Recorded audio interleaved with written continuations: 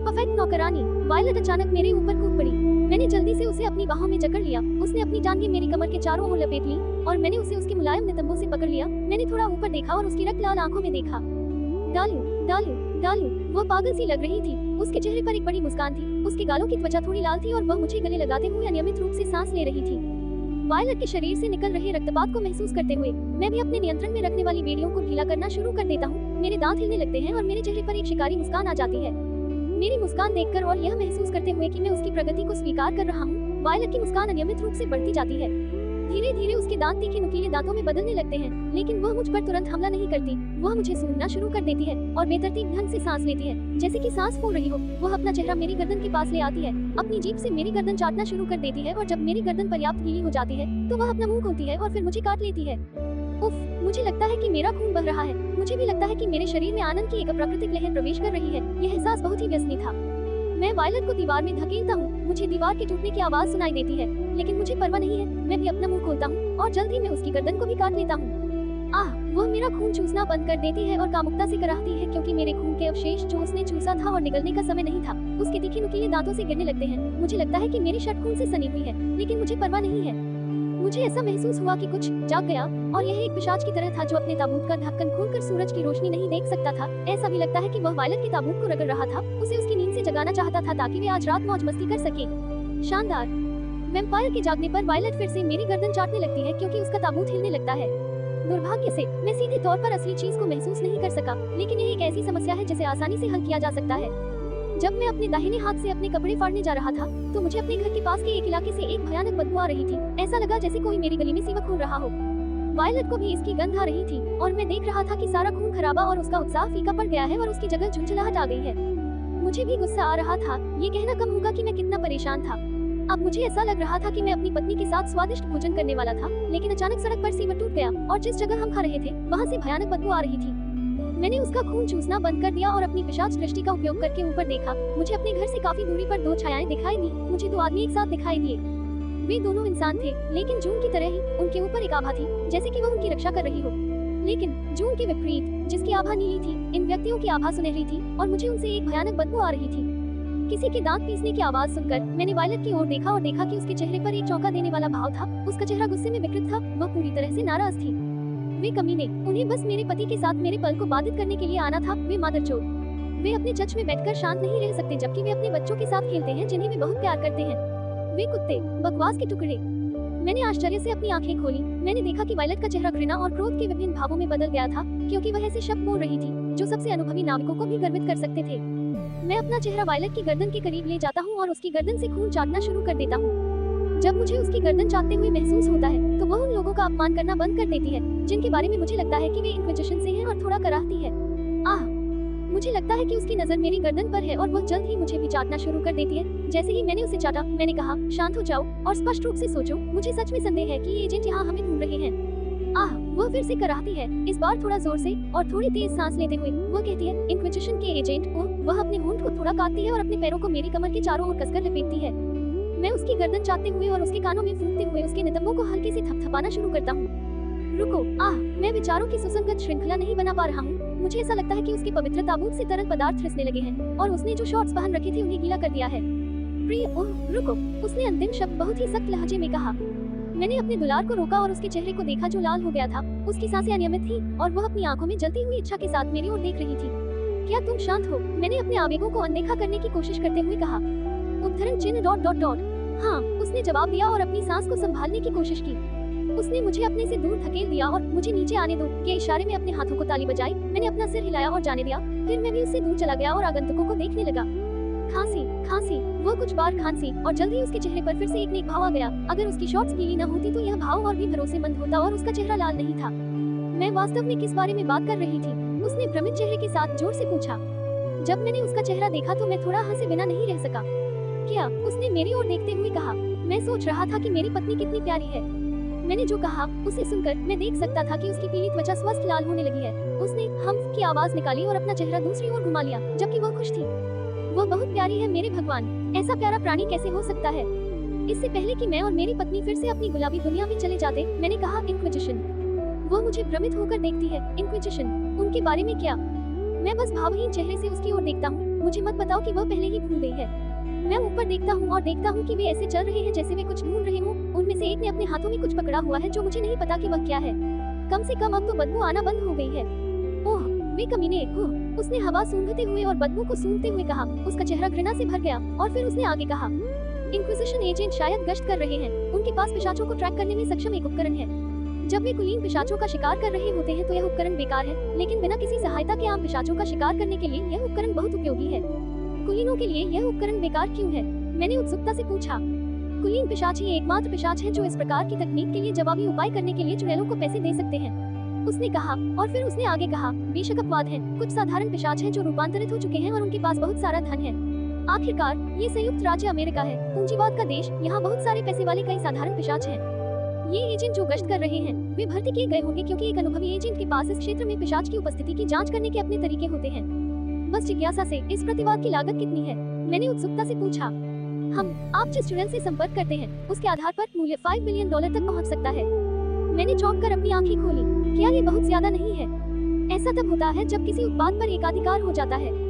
चुड़ैलों के पास ही ये तकनीक होती है, वे इस पर जो चाहे कीमत लगा सकती हैं। इसलिए महान पिशाच हमेशा चुड़ैलों के साथ मैत्रीपूर्ण संबंध बनाए रखने में निवेश करते हैं। वायलेट ने एक बेडरूम में जाते हुए कहा, मैं कपड़े बदलने जा रही हूँ। उसने अपने उलझे हुए बालों को सीधा किया और फिर उसने अपनी पहनी हुई स्वेटशर्ट उतारनी शुरू कर दी और सिर्फ काली ब्रा में थी। उसके बाद उसने अपनी पहनी हुई जीन्स उतारनी शुरू कर दी और सिर्फ काली पैंटी में रह गई। मैंने भी उसके पीछे बेडरूम की ओर जाने का फैसला किया। जब मैं कमरे की ओर जाती हूँ तो कगुया मेरी परछाई से प्रकट होती है और अपने हाथ से मेरे कंधों को पकड़ती है। तुम क्या कर रही हो कगुया? मैं तटस्थ स्वर में पूछने से खुद को नहीं रोक पाई। लॉर्ड विक्टर, कृपया अपतित मत बनो। तुम्हारे पास एक दूसरे की वासनाओं का आनंद लेने के लिए अनंत काल है। तुम्हारे पास प्रजनन के कार्य का अभ्यास करने के लिए दुनिया का सारा समय है।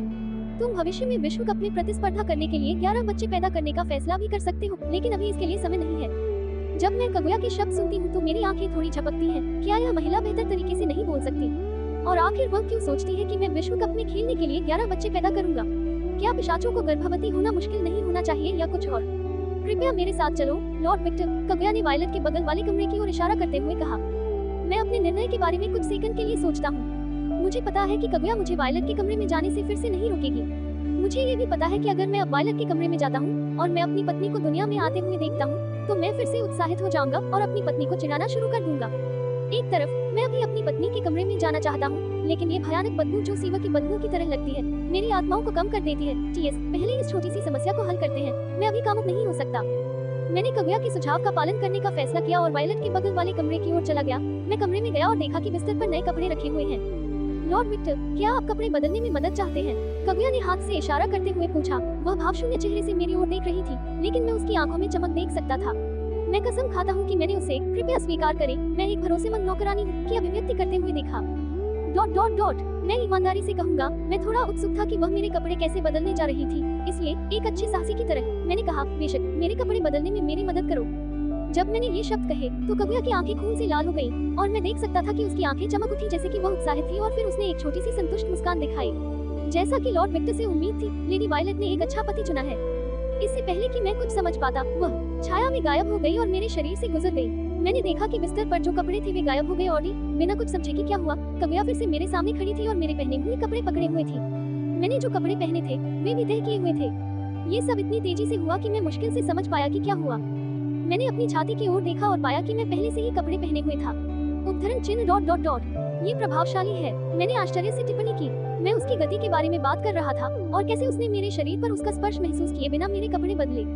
वो सम्मान के संकेत के रूप में अपने हाथ को अपनी छाती पर रखती है और भावहीन चेहरे के साथ बोलती है, लेकिन मैं बता सकता हूँ कि वह गर्वित थी। मैं सबसे मजबूत और सबसे परिपूर्ण नौकरानी हूँ। बेशक यह एक स्वाभाविक परिणाम होगा।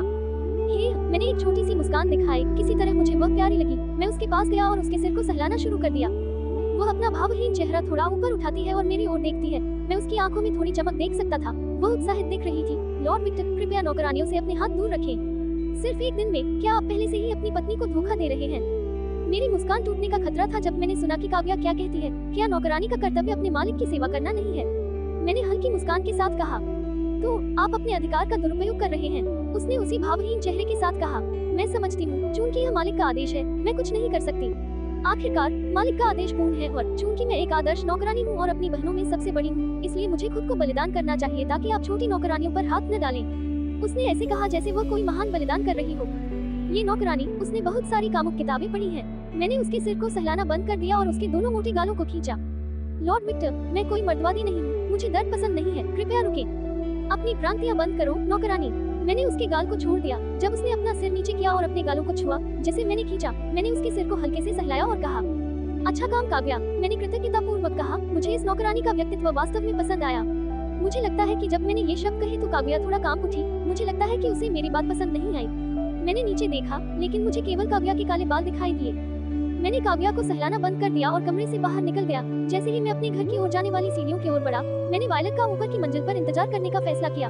आखिरकार मैंने अभी अपने माता पिता की आवाज सुनी। मुझे लगता है कि वे घर आ गए हैं। जब विक्टर कमरे से बाहर निकला तो वायलट, जो एक अलग पोशाक पहने हुए थी, विक्टर के कमरे में दिखाई दी और काव्या को देखा, जिसके चेहरे पर एक चौंका देने वाला भाव था। काव्या, वायलट बोलती है। काव्या अचेत अवस्था से जागती है और एक खाली भाव धारण करती है। हाँ, लेडी वायलट। वायलट की आंखें लाल हो गईं और वह भावहीन स्वर में बोली, वह मेरा है, वह सिर्फ मेरा है। वह जुनूनी स्वर में बोली, मुझे पता है लेडी वायलट, मैं बस हैरान थी, ऐसा दोबारा नहीं होगा। अच्छा। वायलट की आंखें अपने सामान्य रंग में लौट आई और वह संतुष्ट होकर मुस्कुराई। वायलट मुड़ी और सीढ़ियों की ओर चलने लगी। लेडी वायलट, काव्या ने पुकारा। वायलट चलना बंद कर देती है। लेडी साशा और लेडी रूबी के बारे में तुम क्या करने का इरादा रखती हो? वायलट ने काव्या को कहते सुना। वायलट का शरीर कांपने लगता है। वह अपनी मुठ्ठियां कसकर बंद कर लेती है और वायलट के आसपास की हवा गर्म होने लगती है। अगर कोई सामान्य इंसान इस समय वायलट का चेहरा देखता तो वह डर के मारे भाग जाता। उसका चेहरा गुस्से से विकृत हो गया था। उसकी आंखें एक खतरनाक चमक से चमक रही थी और उसके सभी तीखे दांत दिखाई दे रहे थे। वह एक कुलीन महिला की तरह नहीं दिख रही थी, वह एक राक्षस की तरह दिख रही थी जो दुनिया को जलाने के लिए काफी घृणित थी। यह महसूस करते हुए कि वायलट फिर से नियंत्रण खो रही थी, काव्या अपनी जेब से एक छोटी हरी गेंद निकालती है और उसे तोड़ देती है। फिर वह तटस्थ स्वर में बोली, जून, मुझे पता है, मुझे पता है। जून, जो एक हरे रंग की बिकनी पहने हुए थी, एक जादुई घेरे में दिखाई देती है और अपनी उंगलियों के एक झटके से उसने पूरे तहखाने को ध्वनि अलगाव अवरोध के साथ इंसुलेट किया। उसने सुनिश्चित किया कि दरवाजे के बाहर या सतह पर कोई भी आवाज न सुनी जा सके। वह अपनी जादुई शक्ति से दीवारों को भी मजबूत करती है। अब उस भावना को बर्दाश्त नहीं कर पा रही थी जो वह पकड़ रही थी। वायलट दीवार पर मुक्का मारती है। वे कुतिया मुंह, दीवार मकड़ी के जाले के आकार में टूट जाती है। उसके पास हमेशा की तरह एक बेतुकी ताकत है और ऐसा लगता है कि वह और भी मजबूत है। जून ने शांत स्वर में कहा, जैसे कि ऐसा अक्सर होता था, लेकिन वह थोड़ा हैरान थी कि वायलट और भी मजबूत हो रही थी। वह सिर्फ मेरा है, सिर्फ मेरा। मैं किसी औरत को उसके पास नहीं आने दूंगा। मैं उन वेश्याओं को मार डालूंगा। पूरे बेसमेंट में खूनी दबाव फैलने लगा। यह महसूस करते हुए कि वायलट बेकाबू होकर भड़क रही थी और सामान्य नहीं हो रही थी, काव्या ने कहा, लेडी वायलट, दोनों महिलाएं तुम्हारी बचपन की दोस्त हैं। काव्या की बातें सुनकर वायलट के आसपास का माहौल काफी कमजोर हो गया, लेकिन खतरे का एहसास अभी भी मौजूद था। वायलट ने अपनी मुट्ठियां कस ली और हताशा में अपने होंठ काट लिए। ऐसा लग रहा था कि वह एक आंतरिक लड़ाई लड़ रही है, लेकिन जल्द ही विक्टर के प्रति उसका जुनून जीत जाता है। वायलट ने भावनाओं से रहित स्वर में कहा, मुझे पता है, मुझे पता है, मुझे पता है, इसलिए मैं नहीं चाहती कि विक्टर उनसे मिले। मैं अपने बेटे को मारना नहीं चाहती, बचपन के दोस्त। जल्द ही उसने अपनी शक्तियों को नियंत्रित करना शुरू कर दिया और माहौल सामान्य हो गया, जैसे कि कुछ हुआ ही न हो। जून अपने हाथों से इशारा करती है और जल्द ही वह अवरोध गायब हो जाता है जो उसने लगाया था। हमेशा की तरह उसी बैंक खाते में वही राशि। मैं टेलीपोर्टेशन टूल के लिए भी थोड़ा ज्यादा चार्ज करूंगी। ये चीजें सस्ती नहीं है और कृपया मुझे अचानक फोन न करें। मैं हवाई में समुद्र तट का आनंद ले रही थी, आप जानते हैं। 10-10 सिया, उसने कहा और 3 और हरी गेंदें काव्या की ओर फेंकी, जिसने उन्हें ले लिया और अपनी जेब में रख लिया। शुरू से लेकर आखिर तक काव्या ने जून को ऐसे देखा जैसे वह किसी कचरे के टुकड़े को देख रही हो, लेकिन अंत में उसने जून के अनुरोधों से सहमति जताते हुए अपना सिर हिलाया। चुड़ैल की सेवाएं अन्य चुड़ैलों की तुलना में सस्ती थी, जिन्हें वह जानती थी, इसलिए वायलट को गड़बड़ करने से रोकने के लिए थोड़ा पैसा खर्च करना काव्या के विचार में एक छोटी सी कीमत थी। नतालिया नामक गोरी नौकरानी एक छिपे हुए दरवाजे से प्रकट होती है। वह जून द्वारा तहखाने में बनाए गए गुप्त मार्गों से यहाँ आई थी। वह इस तहखाने के एक छिपे हुए कमरे में चाय पी रही थी, लेकिन जब उसने वायलट द्वारा की जा रही आवाज देखी तो उसने यहाँ आने का फैसला किया। तुम क्या करने का इरादा रखती हो? नतालिया ने पूछा। काव्या ने आह भरी और कहा, एक आदर्श नौकरानी के रूप में मैं लेडी वायलट को ऐसी गलती नहीं करने दे सकती जिसका उसे भविष्य में पछतावा हो। आखिर नौकरानी को हमेशा अपने मालिक के लिए सबसे अच्छा ही चाहिए, उसने तटस्थ स्वर में कहा। फिर उसने आगे कहा, लेडी वायलट पूरी स्थिति को शांति से नहीं ले रही है। विक्टर के प्रति उसका जुनून उसके निर्णय को प्रभावित कर रहा है। अनुष्ठान पूर्ण है। तीनों महिलाओं को लॉर्ड विक्टर के साथ शामिल होना चाहिए, क्योंकि अगर वे ऐसा नहीं करती हैं तो लॉर्ड विक्टर गहरी नींद में सो सकता है और दोनों महिलाएं भी उसके साथ शामिल हो सकती हैं। अगर ऐसा होता है तो लेडी वायलट पागल हो जाएगी। काव्या अपने अंदर सोचने से खुद को रोक नहीं पाती। ये पूरी स्थिति जटिल है, खासकर ये देखते हुए कि ऐसा पहले कभी नहीं हुआ है। नतालिया ने तटस्थ स्वर में एक छोटी सी आह भरते हुए कहा। काव्या सिर हिलाती है और जल्द ही वह एक निर्णय लेती है। मैं लेडी रूबी और लेडी साशा से संपर्क करूंगी। नतालिया नामक गोरी नौकरानी जो फ्रांसीसी नौकरानी की वर्दी पहने हुए थी, ने कहा, जब आप बाहर जाएं तो चच के कुत्तों से सावधान रहें। काव्या सिर हिलाती है और अंधेरे में गायब हो जाती है। अध्याय 12, एक मेहनती नौकरानी। 20 मंजिला इमारत की छत पर छोटे काले बालों वाली एक नौकरानी एक खास विश्वविद्यालय की दिशा में देख रही थी। जिस विश्वविद्यालय को वह देख रही थी वह वही विश्वविद्यालय था जिसमें विक्टर ने पढ़ाई की थी। कई किलोमीटर दूर होने के बावजूद काव्या कॉलेज को ऐसे देख सकती थी जैसे वह बहुत करीब हो। जब वह कॉलेज को देख रही थी तो काव्या ने सोचना शुरू कर दिया कि पिछले 2 दिनों में क्या हुआ था। काव्या खुद से झूठ नहीं बोलेगी, वह वायलट के नए पति को देखकर थोड़ी हैरान थी। पहले तो मुझे लगा कि वह मेरे मालिक के मनोरोगी रवैये को देखकर भाग जाएगा, काव्या ने खुद से कहा। आखिरकार वह वायलट के व्यक्तित्व को अच्छी तरह से जानती थी। काव्या वैम्पायर मानकों के हिसाब से एक नई वैम्पायर थी। वह केवल 210 साल की थी। जब से वह आत्म जागरूक हुई है उसे हमेशा स्नो कबीले के नेता या उत्तराधिकारी की निजी नौकरानी बनने के लिए प्रशिक्षित किया गया है। काव्या क्लान ब्लैंक का हिस्सा है जो क्लान स्नो का एक सहायक परिवार है। दोनों परिवारों के बीच खून का रिश्ता है जिसे तोड़ा नहीं जा सकता क्योंकि क्लान ब्लैंक के पूर्वज क्लान स्नो के मुख्य सदस्यों में से एक थे जिन्हें एक जापानी कुलीन पिशाच से प्यार हो गया था। यह एक ऐसी कहानी है जो 1000 साल पहले घटित हुई थी। यह इस पूर्वज की वजह से है कि क्लान ब्लैंक में कुछ जापानी विशेषताएं हैं। काव्या खुद एक आदर्श उदाहरण है। काव्या को स्नो क्लान की लपटें विरासत में नहीं मिली, लेकिन उसे स्नो क्लान की सूर्य से प्रतिरक्षा विरासत में मिली और उस प्रतिरक्षा के कारण काव्या को क्लान स्नो की सेवा करनी पड़ी। आमतौर पर ऐसा नहीं होना चाहिए। आखिरकार काव्या के पूर्वज क्लान स्नो के मुख्य घर का हिस्सा थे और उन्होंने एक कुलीन जापानी पिशाच से शादी की जो छाया को नियंत्रित कर सकता था। लेकिन काव्या के पूर्वज की पत्नी की असामयिक मृत्यु के कारण कुलीन पिशाच के वंशजों को राजनीतिक समर्थन नहीं मिला और इस कारण उन्हें एक सहायक परिवार में पदावनत कर दिया गया जो केवल स्नो कबीले की सेवा करने के लिए मौजूद है। काव्या के पूर्वज के बारे में क्या उसे कोई परवाह नहीं थी। जिस क्षण उसे पता चला कि उसकी पत्नी मर गई है वह गायब हो गया और अपने बच्चों को कबीले स्नो की देखभाल में छोड़ दिया। काव्या के लिए ये वास्तव में एक उबाऊ कहानी थी, एक दूसरी श्रेणी की फिल्म की कहानी। एक पिशाच के निर्णय के कारण एक पूरी वंशावली को एक कबीले की सेवा करने के लिए हमेशा के लिए जीने के लिए अभिशप्त होना पड़ा। अच्छा काम है न? काव्या ने अपने चेहरे पर एक छोटी सी मुस्कान के साथ जोर से सोचा।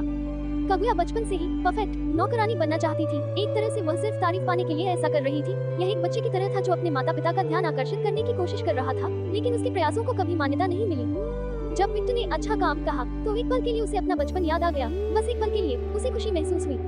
लेकिन ये सब फूल नहीं है। वास्तविकता जल्द ही उसे तब पता चली जब वायलट ने उसे पुकारा।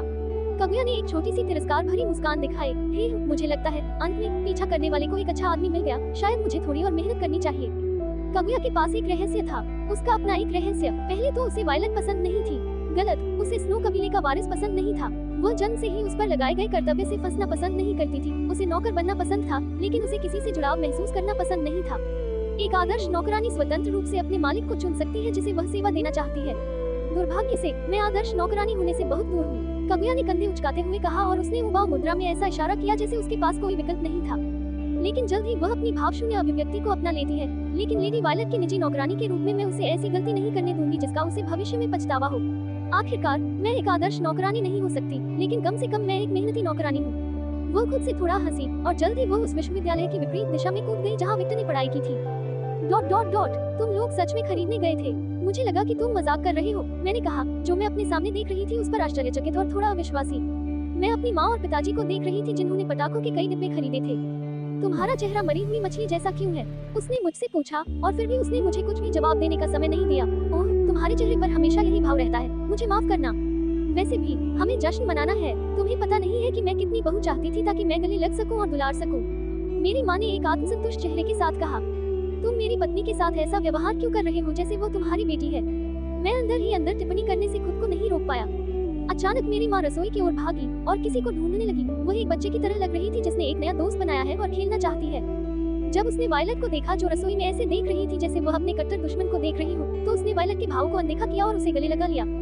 वायलट ने आश्चर्यचकित भाव बनाया, लेकिन जल्द ही वह धीरे से मुस्कुराए और मेरी माँ की ओर देखने लगी। लेडी अन्ना, तुम क्या कर रही हो? गलत, गलत, गलत, गलत। उसने अपना सिर हिलाते हुए बार बार एक ही शब्द बोला। तुम मेरे बेटे की पत्नी हो, इसलिए तुम्हें मुझे माँ कहना चाहिए। वायलट ने मेरी माँ को चौंक कर देखा। वायलट एक लंबी महिला थी। वह 180 सेमी लंबी थी, जबकि मेरी माँ 170 सेमी लंबी थी। इसलिए मेरे दृष्टिकोण से मेरी माँ को वी को गले लगाते हुए देखना थोड़ी हास्यास्पद थी। वह मेरी माँ की तुलना में वायलट की छोटी बहन की तरह लग रही थी। उद्धरण चिन्ह ... माँ, वायलट ने मुश्किल भाव से कहा। यह एक ऐसे व्यक्ति की तरह था जिसने अपने जीवन में पहले कभी ये शब्द नहीं बोले थे। मेरी माँ वायलट से अलग हो जाती है और संतुष्ट भाव से सिर हिलाती है। यह अभी भी पर्याप्त नहीं था, लेकिन मुझे एहसास है कि तुम असहज हो, इसलिए मैं तुम्हें किसी भी चीज के लिए मजबूर नहीं करूंगी। ऐसा नहीं है, बस। वायलट कुछ कहने वाली थी, लेकिन वह चुप थी। ऐसा लगता है कि उसके कुछ पारिवारिक मुद्दे होंगे। शश, चिंता मत करो, इस ग्रह पर हर किसी के पास रहस्य हैं, यहाँ तक कि मेरे बेटे और उसकी पत्नी के पास भी, मेरी माँ ने एक सार्थक मुस्कान के साथ कहा। वायलट ने कृतज्ञता के भाव के साथ थोड़ा मुस्कुराया। लेकिन वैसे भी तुम रसोई को ऐसे क्यों देख रहे थे जैसे कि वह तुम्हारा कट्टर दुश्मन हो? मेरी माँ ने उत्सुकता से पूछा और हमेशा की तरह वह बेहद ईमानदार थी। वायलट के चेहरे पर लाल रंग के कई शेड्स आ जाते हैं। वो शर्मिंदगी में अपना सिर झुका लेती है और मुंह बनाती है। मैं रसोई में कभी अच्छी नहीं थी और मैं विक्टर के लिए कुछ खाना बनाना चाहती थी। माँ और मैंने हैरानी से वायलट को देखा। अचानक मेरी माँ ने वायलट को कसकर गले लगाना शुरू कर दिया। क्या तुम बहुत सुंदर हो मेरे भगवान, मेरे बेटे ने जैकपॉट मारा। वायलट का चेहरा पूरी तरह से लाल हो गया और वह मदद के लिए मेरी ओर देखती है, लेकिन मैं ऐसे कंधे उचकाता हूँ जैसे कि इसका मुझसे कोई लेना देना नहीं है। उसके चेहरे पर अचानक एक ऐसे व्यक्ति का भाव आ जाता है जिसे जंगल में अकेले जीवित रहने के लिए छोड़ दिया गया हो। माफ करना मेरी पत्नी, लेकिन मैं चाहता हूँ कि तुम मेरी माँ के लिए मेरा बलिदान बनो।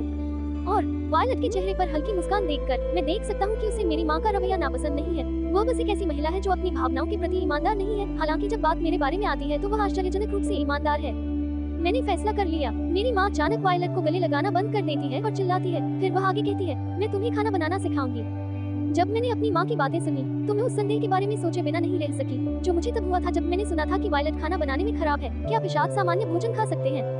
सच में? वायलट ने चमकती आंखों से पूछा। बेशक, चलो। अचानक मेरी माँ वायलट को हाथ से खींचती है और उसे रसोई में ले जाती है। जल्द ही दोनों महिलाएं बात करना शुरू कर देती हैं। तुम्हें एक अच्छी पत्नी मिल गई है, मेरे पिताजी ने कहा जब वह अपनी बाहें क्रॉस करके दीवार से टिके हुए थे। मैंने उनकी ओर देखा और पाया कि वे संतुष्ट चेहरे के साथ मेरी ओर मुस्कुरा रहे हैं। मैंने एक छोटी सी मुस्कान दिखाई। आप गलत हैं पिताजी। मेरे पिताजी मेरी ओर उलझन में देखते हैं। मैंने उसे नहीं पाया, उसने मुझे पाया। मैंने कहा उद्धरण चिन्ह ... आजकल महिलाएं अपनी भावनाओं के प्रति अधिक ईमानदार हैं, है न? वो हल्की मुस्कान के साथ बोला। फिर वह नीचे झुका और पटाखों से भरे डिब्बे उठाने की कोशिश की। इसे मेरे ऊपर छोड़ दो पिताजी, मैंने कहा और चलते हुए सभी डिब्बे अपने कंधे पर रख लिए। कुल मिलाकर उन्होंने एक सामान्य माइक्रोवेव के आकार के 3 डिब्बे खरीदे। मेरे पिता ने मुझे सभी डिब्बे अपने कंधे पर रखते हुए देखा। वे संतुष्ट होकर मेरी ओर मुस्कुराए बिना नहीं रह सके। अब तुम एक राजमिस्त्री के रूप में काम कर सकते हो, तुम बहुत कमजोर हुआ करते थे। उफ, मुझे ऐसा लगा जैसे किसी ने मेरे दिल में खूंटे से वार किया हो।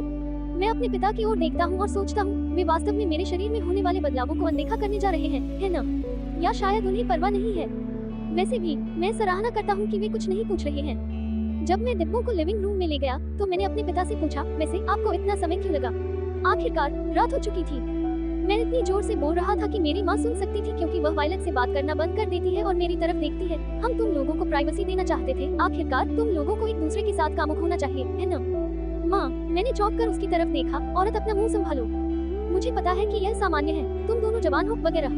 मेरी माँ ने ऊँट भरे लहजे में कहा जैसे कि यह कोई बड़ी बात नहीं थी। वास्तव में हमने कल रात का आनंद लिया, वायलट ने अपने चेहरे पर मुस्कान के साथ कहा। वह कह रही थी कि कल रात हमने एक दूसरे का खून चूसा, लेकिन इससे गलतफहमी और बढ़ गई। मेरी माँ चमकती आंखों से वायलट को देखती है। लगता है कि मैं तुम्हें पहले से भी ज्यादा पसंद करने जा रही हूँ। मुझे एक साथी मिल गया है। साथी? वायलट ने उलझन में सवाल किया। हाँ, क्या तुम जानते हो कि इस घर में एकमात्र ईमानदार व्यक्ति होना कितना मुश्किल है? मेरा बेटा एक असामाजिक व्यक्ति है। अगर मेरी शिक्षाएं न होती तो वह किसी सफल स्ट्रीमर के लिए एक मूर्ख बन जाता। औरत, तुम ये बेकार की बातें क्यों जानती हो? मैंने बक्से कमरे में रखते हुए सोचा। ओह, वायलट मेरी तरफ देखती है और मैं उसे अनदेखा करते हुए मुंह फेर लेता हूँ। आखिरकार मेरी माँ की बातों में कुछ सच्चाई है। मैं मूर्ख नहीं बनूंगा क्योंकि मेरे पास पैसे नहीं थे, और मैं इतना मूर्ख नहीं था कि यह मान लूं कि अगर मैंने इन स्ट्रीमर को कुछ पैसे दिए तो मैं उनके साथ संबंध बना लूंगा। इसके अलावा मेरे पास इसके बारे में सोचने का भी समय नहीं था क्योंकि मैं अपने स्वास्थ्य के बारे में चिंतित था और पहले मैं एक दुबले पतले मरे हुए व्यक्ति की तरह दिखता था। मुझे संदेह है कि कोई भी महिला मुझ में दिलचस्पी लेगी। और मेरे पति, अच्छा वह मेरे पति हैं, उसने सपाट लहजे में कहा। ऐसा लग रहा था कि उसके पास मेरे पिता के बारे में कहने के लिए ज्यादा कुछ नहीं था। खैर, सामान्य तौर पर मेरे पिता एक अच्छे पिता हैं। उन्होंने घर पर कभी किसी चीज की कमी महसूस नहीं की और जब भी हमें उनकी जरूरत पड़ी वे हमेशा मौजूद रहे। अरे वो मेरी बहू के सामने मेरी छवि खराब मत करो, मेरे पिता चिल्लाए। मेरी माँ मेरे पिता से अपनी जीभ बाहर निकालती है। अचानक मुझे फिर से सीवर की बदबू आती है। वे एजेंट वापस आ गए होंगे। ईमानदारी से कहूँ तो मुझे इन एजेंटों से कोई समस्या नहीं थी। वे बस अपना काम कर रहे थे, लेकिन किसी कारण से वे सीवर की तरह बदबू मार रहे थे और इससे मुझे गुस्सा आ रहा था। मैं बस इस बात से परेशान हूँ कि मैं अपने परिवार के साथ एक अच्छी सामान्य बातचीत कर रहा था और अचानक किसी ने हमारे घर के बीच में सीवर खोल दिया। ये बस एक परेशान करने वाला एहसास था।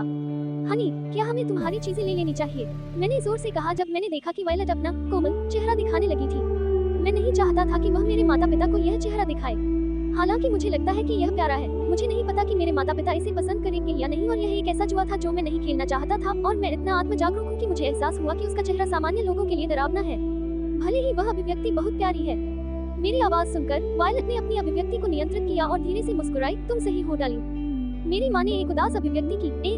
लेकिन हम मजे कर रहे थे, उसने मुंह बनाते हुए कहा। चिंता मत करो माँ। उसने रुककर कठोर चेहरे के साथ आखिरी शब्द बोला। वह स्पष्ट रूप से उस शब्द को कहने की आदी नहीं थी। जल्द ही वह भाव एक दयालु चेहरे में बदल गया। मैं यहाँ के पास रहती हूँ और मुझे बस कुछ और कपड़े लेने हैं।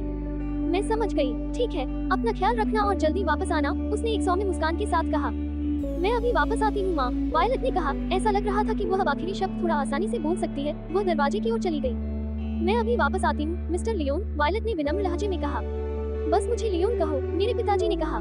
वायलट ने मुस्कुराते हुए अपना सिर हिलाया। मैंने अपने पिताजी की ओर देखा और कहा, मैं अभी वापस आती हूँ पिताजी। मेरे पिताजी ने सिर हिलाया और कहा, अपना ख्याल रखना बेटा। मैंने अपना सिर हिलाया और संकेत दिया कि मैं समझ गई हूँ और फिर दरवाजे की ओर चली गई। वायलट ने एक अच्छी पत्नी की तरह मेरा हाथ थाम लिया और हम घर से बाहर निकल गए। जब घर का दरवाजा बंद हुआ तो विक्टर और वायलट अचानक गायब हो गए। अध्याय 13, रूबी स्कारलेट। रूबी स्कारलेट का घर, लंबे लाल बालों वाली एक खूबसूरत महिला और एक ऐसा शरीर जो किसी भी मॉडल को ईर्ष्या देगा। एक बहुत ही साधारण दिखने वाले किंग साइज बिस्तर पर गहरी नींद में सो रही थी। वह बहुत ही आरामदायक स्थिति में सो रही थी। ऐसा लग रहा था कि इस दुनिया में कुछ भी उसकी नींद में बाधा नहीं डाल सकता। लेडी रूबी, अचानक बेडरूम में एक महिला की आवाज सुनाई देती है। उफ, रूबी ने जीवन का संकेत दिया लेकिन सोना जारी रखा। आखिरकार उसे पूरा यकीन था कि कोई भी उसकी नींद में बाधा डालने की हिम्मत नहीं करेगा और वही ये भी जानती थी कि कोई भी उसके परिवार पर हमला करने की हिम्मत नहीं करेगा और उस दृढ़ विश्वास के कारण वह इस तरह सो सकती थी जैसे कि उसे दुनिया की कोई चिंता नहीं है। लेडी रूबी, इस बार रूबी ने महिला की आवाज सुनी लेकिन वह उठने के लिए बहुत आलसी थी। हालांकि एक पल के लिए उसे लगा कि यह महिला की आवाज बहुत जानी पहचानी है। खैर, वह सोचने के लिए बहुत आलसी थी, इसलिए उसने सोना जारी रखने का फैसला किया। काव्या, तुम ये गलत कर रही हो। अचानक रूबी को अपनी निजी नौकरानी की आवाज सुनाई देती है। ओह, तुम अपने मालिक को कैसे जगाती हो लूना?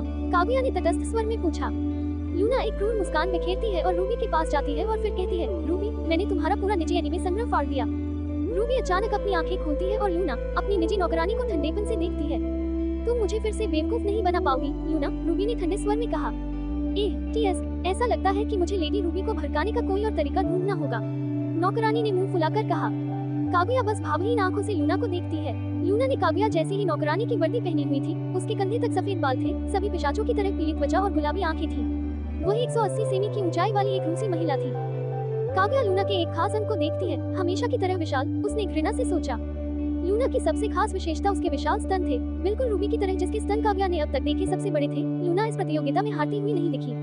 अब जब मैंने इसके बारे में सोचना बंद कर दिया है, तो लेडी रूबी के कबीले की सभी महिलाओं के स्तन विशाल हैं, काव्या ने खुद से टिप्पणी की। उफ, मैं सोना चाहती थी, रूबी ने शिकायत की। वह बिस्तर पर बैठ गई। जब काव्या ने रूबी के स्तनों को उसके द्वारा पहने गए लाल नाइट गाउन में झूमते हुए देखा, तो वह सोचने से खुद को रोक नहीं पाई, शायद मुझे लेडी वायलट को इस महिला को मारने देना चाहिए। रूबी मेहमान को देखती है और कहती है, ओह काव्या, हमें एक दूसरे को आखिरी बार देखे हुए कितना समय हो गया है, उसने एक सौम्य मुस्कान के साथ कहा। रूबी की सौम्य मुस्कान को देखकर काव्या बेतरतीब बकवास के बारे में सोचना बंद कर देती है। वह जानती है कि बचपन की 3 सहेलियों में से रूबी सबसे दयालु, शांत और सबसे समझदार है। उसे इस महिला से कोई शिकायत नहीं है। बोइंग बोइंग, हाँ, उसे इस महिला से कोई शिकायत नहीं है। बिस्तर पर लेटी रूबी के स्तनों को उछलते हुए देखकर काव्या अपने सारे विचार वापस खींच लेती है और तय करती है कि इस महिला को मरने देना ही अच्छा विचार है। काव्या, रूबी ने खींचते हुए कहा। काव्या ने अपनी नाराजगी नहीं छिपाई, लेकिन जल्द ही उसके चेहरे पर भाव गायब हो गए और उसने कहा, मैं यहाँ लेडी वायलट के बारे में बात करने आई थी। रूबी ने अपनी आंखें खोली, थोड़ा हैरान हुई, लेकिन बहुत ज्यादा प्रतिक्रिया नहीं की। उसे उम्मीद थी कि ऐसा कुछ होगा। तुम सही समय पर आई हो, मुझे भी तुम्हें कुछ बताना है। ओह, काव्या उत्सुक आंखों से रूबी को देखती है। जल्द ही रूबी ने काव्या को क्लीन पिशाच कॉर्नेलियो फुनार के बारे में समझाना शुरू कर दिया। ... जब रूबी ने काव्या को विश्वविद्यालय में हुई घटनाओं के बारे में बताना समाप्त किया, तो काले बालों वाली नौकरानी केवल तिरस्कार में बोलती है। एक युवा कुलीन पिशाच जो सोचता है कि वह दुनिया का केंद्र है और उसका अहंकार कांच से भी अधिक नाजुक है। क्या नया है? रूबी ने काव्या के शब्दों से सहमति में सिर हिलाया, लेकिन यह समस्या नहीं है। क्या होगा अगर कॉर्नेलियो उस पर हमला करता है? ओह, अचानक लूना, जो चुप थी, मुस्कुराने लगी। लेडी रूबी उस आदमी को लेडी वायलट की तरह डल नहीं कहेगी। रूबी लूना की ओर मुड़ी और ठंडे स्वर में बोली, चुप रहो। लूना का शरीर अचानक हिलना बंद कर देता है और वह कहती है, हाँ लेडी रूबी, वह रोबोट की तरह तटस्थ स्वर में बोली। वह नहीं सीखती है ना? काव्या ने भरे स्वर में कहा। लूना से मिलने के बाद से ही इस महिला को हमेशा रूबी को चिढ़ाना पसंद रहा है। रूबी एक दयालु व्यक्ति है और लूना को कुछ करने के लिए मजबूर करने के लिए मास्टर की स्थिति का उपयोग करना पसंद नहीं करती है। लेकिन लूना कोई सीमा नहीं जानती, वह किसी भी स्थिति में रूबी को चिढ़ाना पसंद करती है। एक नौकर के लिए यह अनुचित व्यवहार है। आखिरकार नौकर अपने मालिक की प्रतिष्ठा को धूमिल नहीं कर सकता। हाँ, मुझे ऐसा करना पसंद नहीं है, लेकिन वह अपने मुंह को नियंत्रित करना नहीं जानती है। रूबी ने आह भरी। काव्या ने सहमति में सिर हिलाया, लेकिन फिर उसने कहा, कॉर्नेलियो के बारे में लेडी रूबी, चिंता करने की कोई जरूरत नहीं है। मुझे चिंता करने की जरूरत क्यों नहीं है? रूबी ने उलझन में पूछा। क्योंकि लॉर्ड विक्टर इसे संभाल सकता है, कागुया ने तटस्थ स्वर में कहा। लेकिन रूबी देख सकती थी कि उसे विश्वास था कि विक्टर इसे संभाल सकता है। लेकिन वो एक नवजात है और एक नवजात शिशु एक महान पिशाच से नहीं लड़ सकता जो 50 से अधिक वर्षों से दुनिया भर में घूम रहा है। भले ही कॉर्नेलियो महान पिशाच मानकों के अनुसार कमजोर है, फिर भी वह एक महान पिशाच है। एक नवजात पिशाच उसे संभाल नहीं सकता। रूबी ने अपना तर्क समझाया। कागुया रूबी के तर्क को अनदेखा करते हुए पूछता है, लेडी रूबी, क्या तुम भूल गई हो कि हम क्या हैं? रूबी एक पल के लिए अपनी आंखें खोलती है जब वह समझती है कि कागुया का क्या मतलब है। कागुया एक ठंडी मुस्कान बिखेरती है। हम पिशाच हैं। हम भेड़ियों की तरह नहीं हैं जो एक दूसरे का ख्याल रखते हैं। अगर विक्टर कॉर्नेलियो से लड़ते हुए मर जाता है तो इसका मतलब है कि वह उतना खास नहीं था जितना लेडी वायलेट हमेशा कहती थी। वास्तव में रूबी ने एक ठंडी मुस्कान के साथ कहा, लेकिन जल्द ही वह एक सौम्य मुस्कान के साथ जारी रही, लेकिन मैं अपने पति से मिलने से पहले विधवा बनने का इरादा नहीं रखती और एक आदर्श नौकरानी के रूप में मैं अपने मालिक को दुखी नहीं होने दे सकती। आखिरकार एक नौकरानी को हमेशा अपने मालिक के लिए सबसे अच्छा प्राथमिकता देनी चाहिए। कागुया ने अपने चेहरे पर एक छोटी सी मुस्कान के साथ टिप्पणी की। ऐसा लगता है कि हम किसी बात पर सहमत हो गए हैं, रूबी ने उसी मुस्कान के साथ कहा। वास्तव में कागुया ने सहमति व्यक्त की, लेकिन मैं इसके बारे में बात करने के लिए यहाँ नहीं आई हूँ। कागुया अचानक विषय बदल देता है। मैं यहाँ ये कहने आया हूँ कि लेडी वायलेट का अधिकार जताने वाला रवैया विक्टर से मिलने के बाद से ही बेकाबू होता जा रहा है और वो शायद परिणामों की चिंता किए बिना तुम्हें मारने की कोशिश करेगी। मुझे पता है, रूबी ने उदास मुस्कान के साथ टिप्पणी की। मैं उसे तब से जानता हूँ जब वह छोटी थी। मैं जानता हूँ कि जब कोई उसकी कोई चीज छीन लेता है तो वह कितनी पागल हो सकती है। और ईमानदारी से मुझे लगता है कि साशा और मुझे वहाँ नहीं होना चाहिए था जब विक्टर को बदला गया। आखिरकार वह कोई ऐसा व्यक्ति था जिसे वायलेट हमेशा से ही बचपन से देखती आ रही थी। रूबी ने अपना हाथ उसकी गर्दन पर रखा और अचानक उसकी आंखें खून से लाल हो गईं। रूबी के शरीर से खूनी वातावरण निकलने लगा और धीरे धीरे ऐसा लगा कि रूबी का कमरा ठंडा हो रहा है। ऐसा लगा जैसे तापमान अचानक से शून्य से नीचे चला गया हो। लेकिन मेरा भी हार मानने का इरादा नहीं है। अनुष्ठान में जो हुआ उसे बदला नहीं जा सकता और मैं ऐसी छोटी सी गलती की वजह से हाइबरनेशन में नहीं जा सकती। मेरे पास भविष्य में करने के लिए बहुत सी चीजें हैं। अगर विक्टर मेरा प्रिय बन जाता है और जब वह मेरा प्रिय बन जाता है तो भविष्य में वह जो भी करना चाहेगा उसके लिए उसे मेरा पूरा समर्थन मिलेगा। रूबी की मुस्कान अस्वाभाविक रूप से बढ़ गई और उसके तीखे दांत दिखने लगे। वह अब एक दयालु महिला नहीं थी, वह कुछ ही दिनों में बहुत बदतर हो गई लगती है। और कागुया ने इस बदलाव को नोटिस किया। बाहर कागुया के चेहरे पर वही खाली भाव था, लेकिन अंदर वह सोचने से खुद को रोक नहीं पाई। भगवान के लिए एक और, क्या लॉर्ड विक्टर के खून में ऐसे गुण हैं जो महिला पिशाचों को पीछा करने वालों में बदल देते हैं?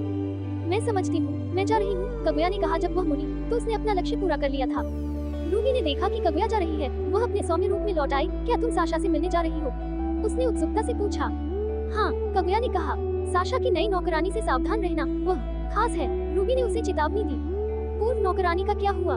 कागुया ने पूछा और उसने मुड़कर रूबी को देखा और रूबी की उदास नजर देखकर उसने कहा, वह मर गई। हाँ, उसे चच के कुत्तों ने मार डाला। रूबी ने गुस्से में और साथ ही उदास स्वर में कहा। वह साशा की नौकरानी जूलिया को जानती थी।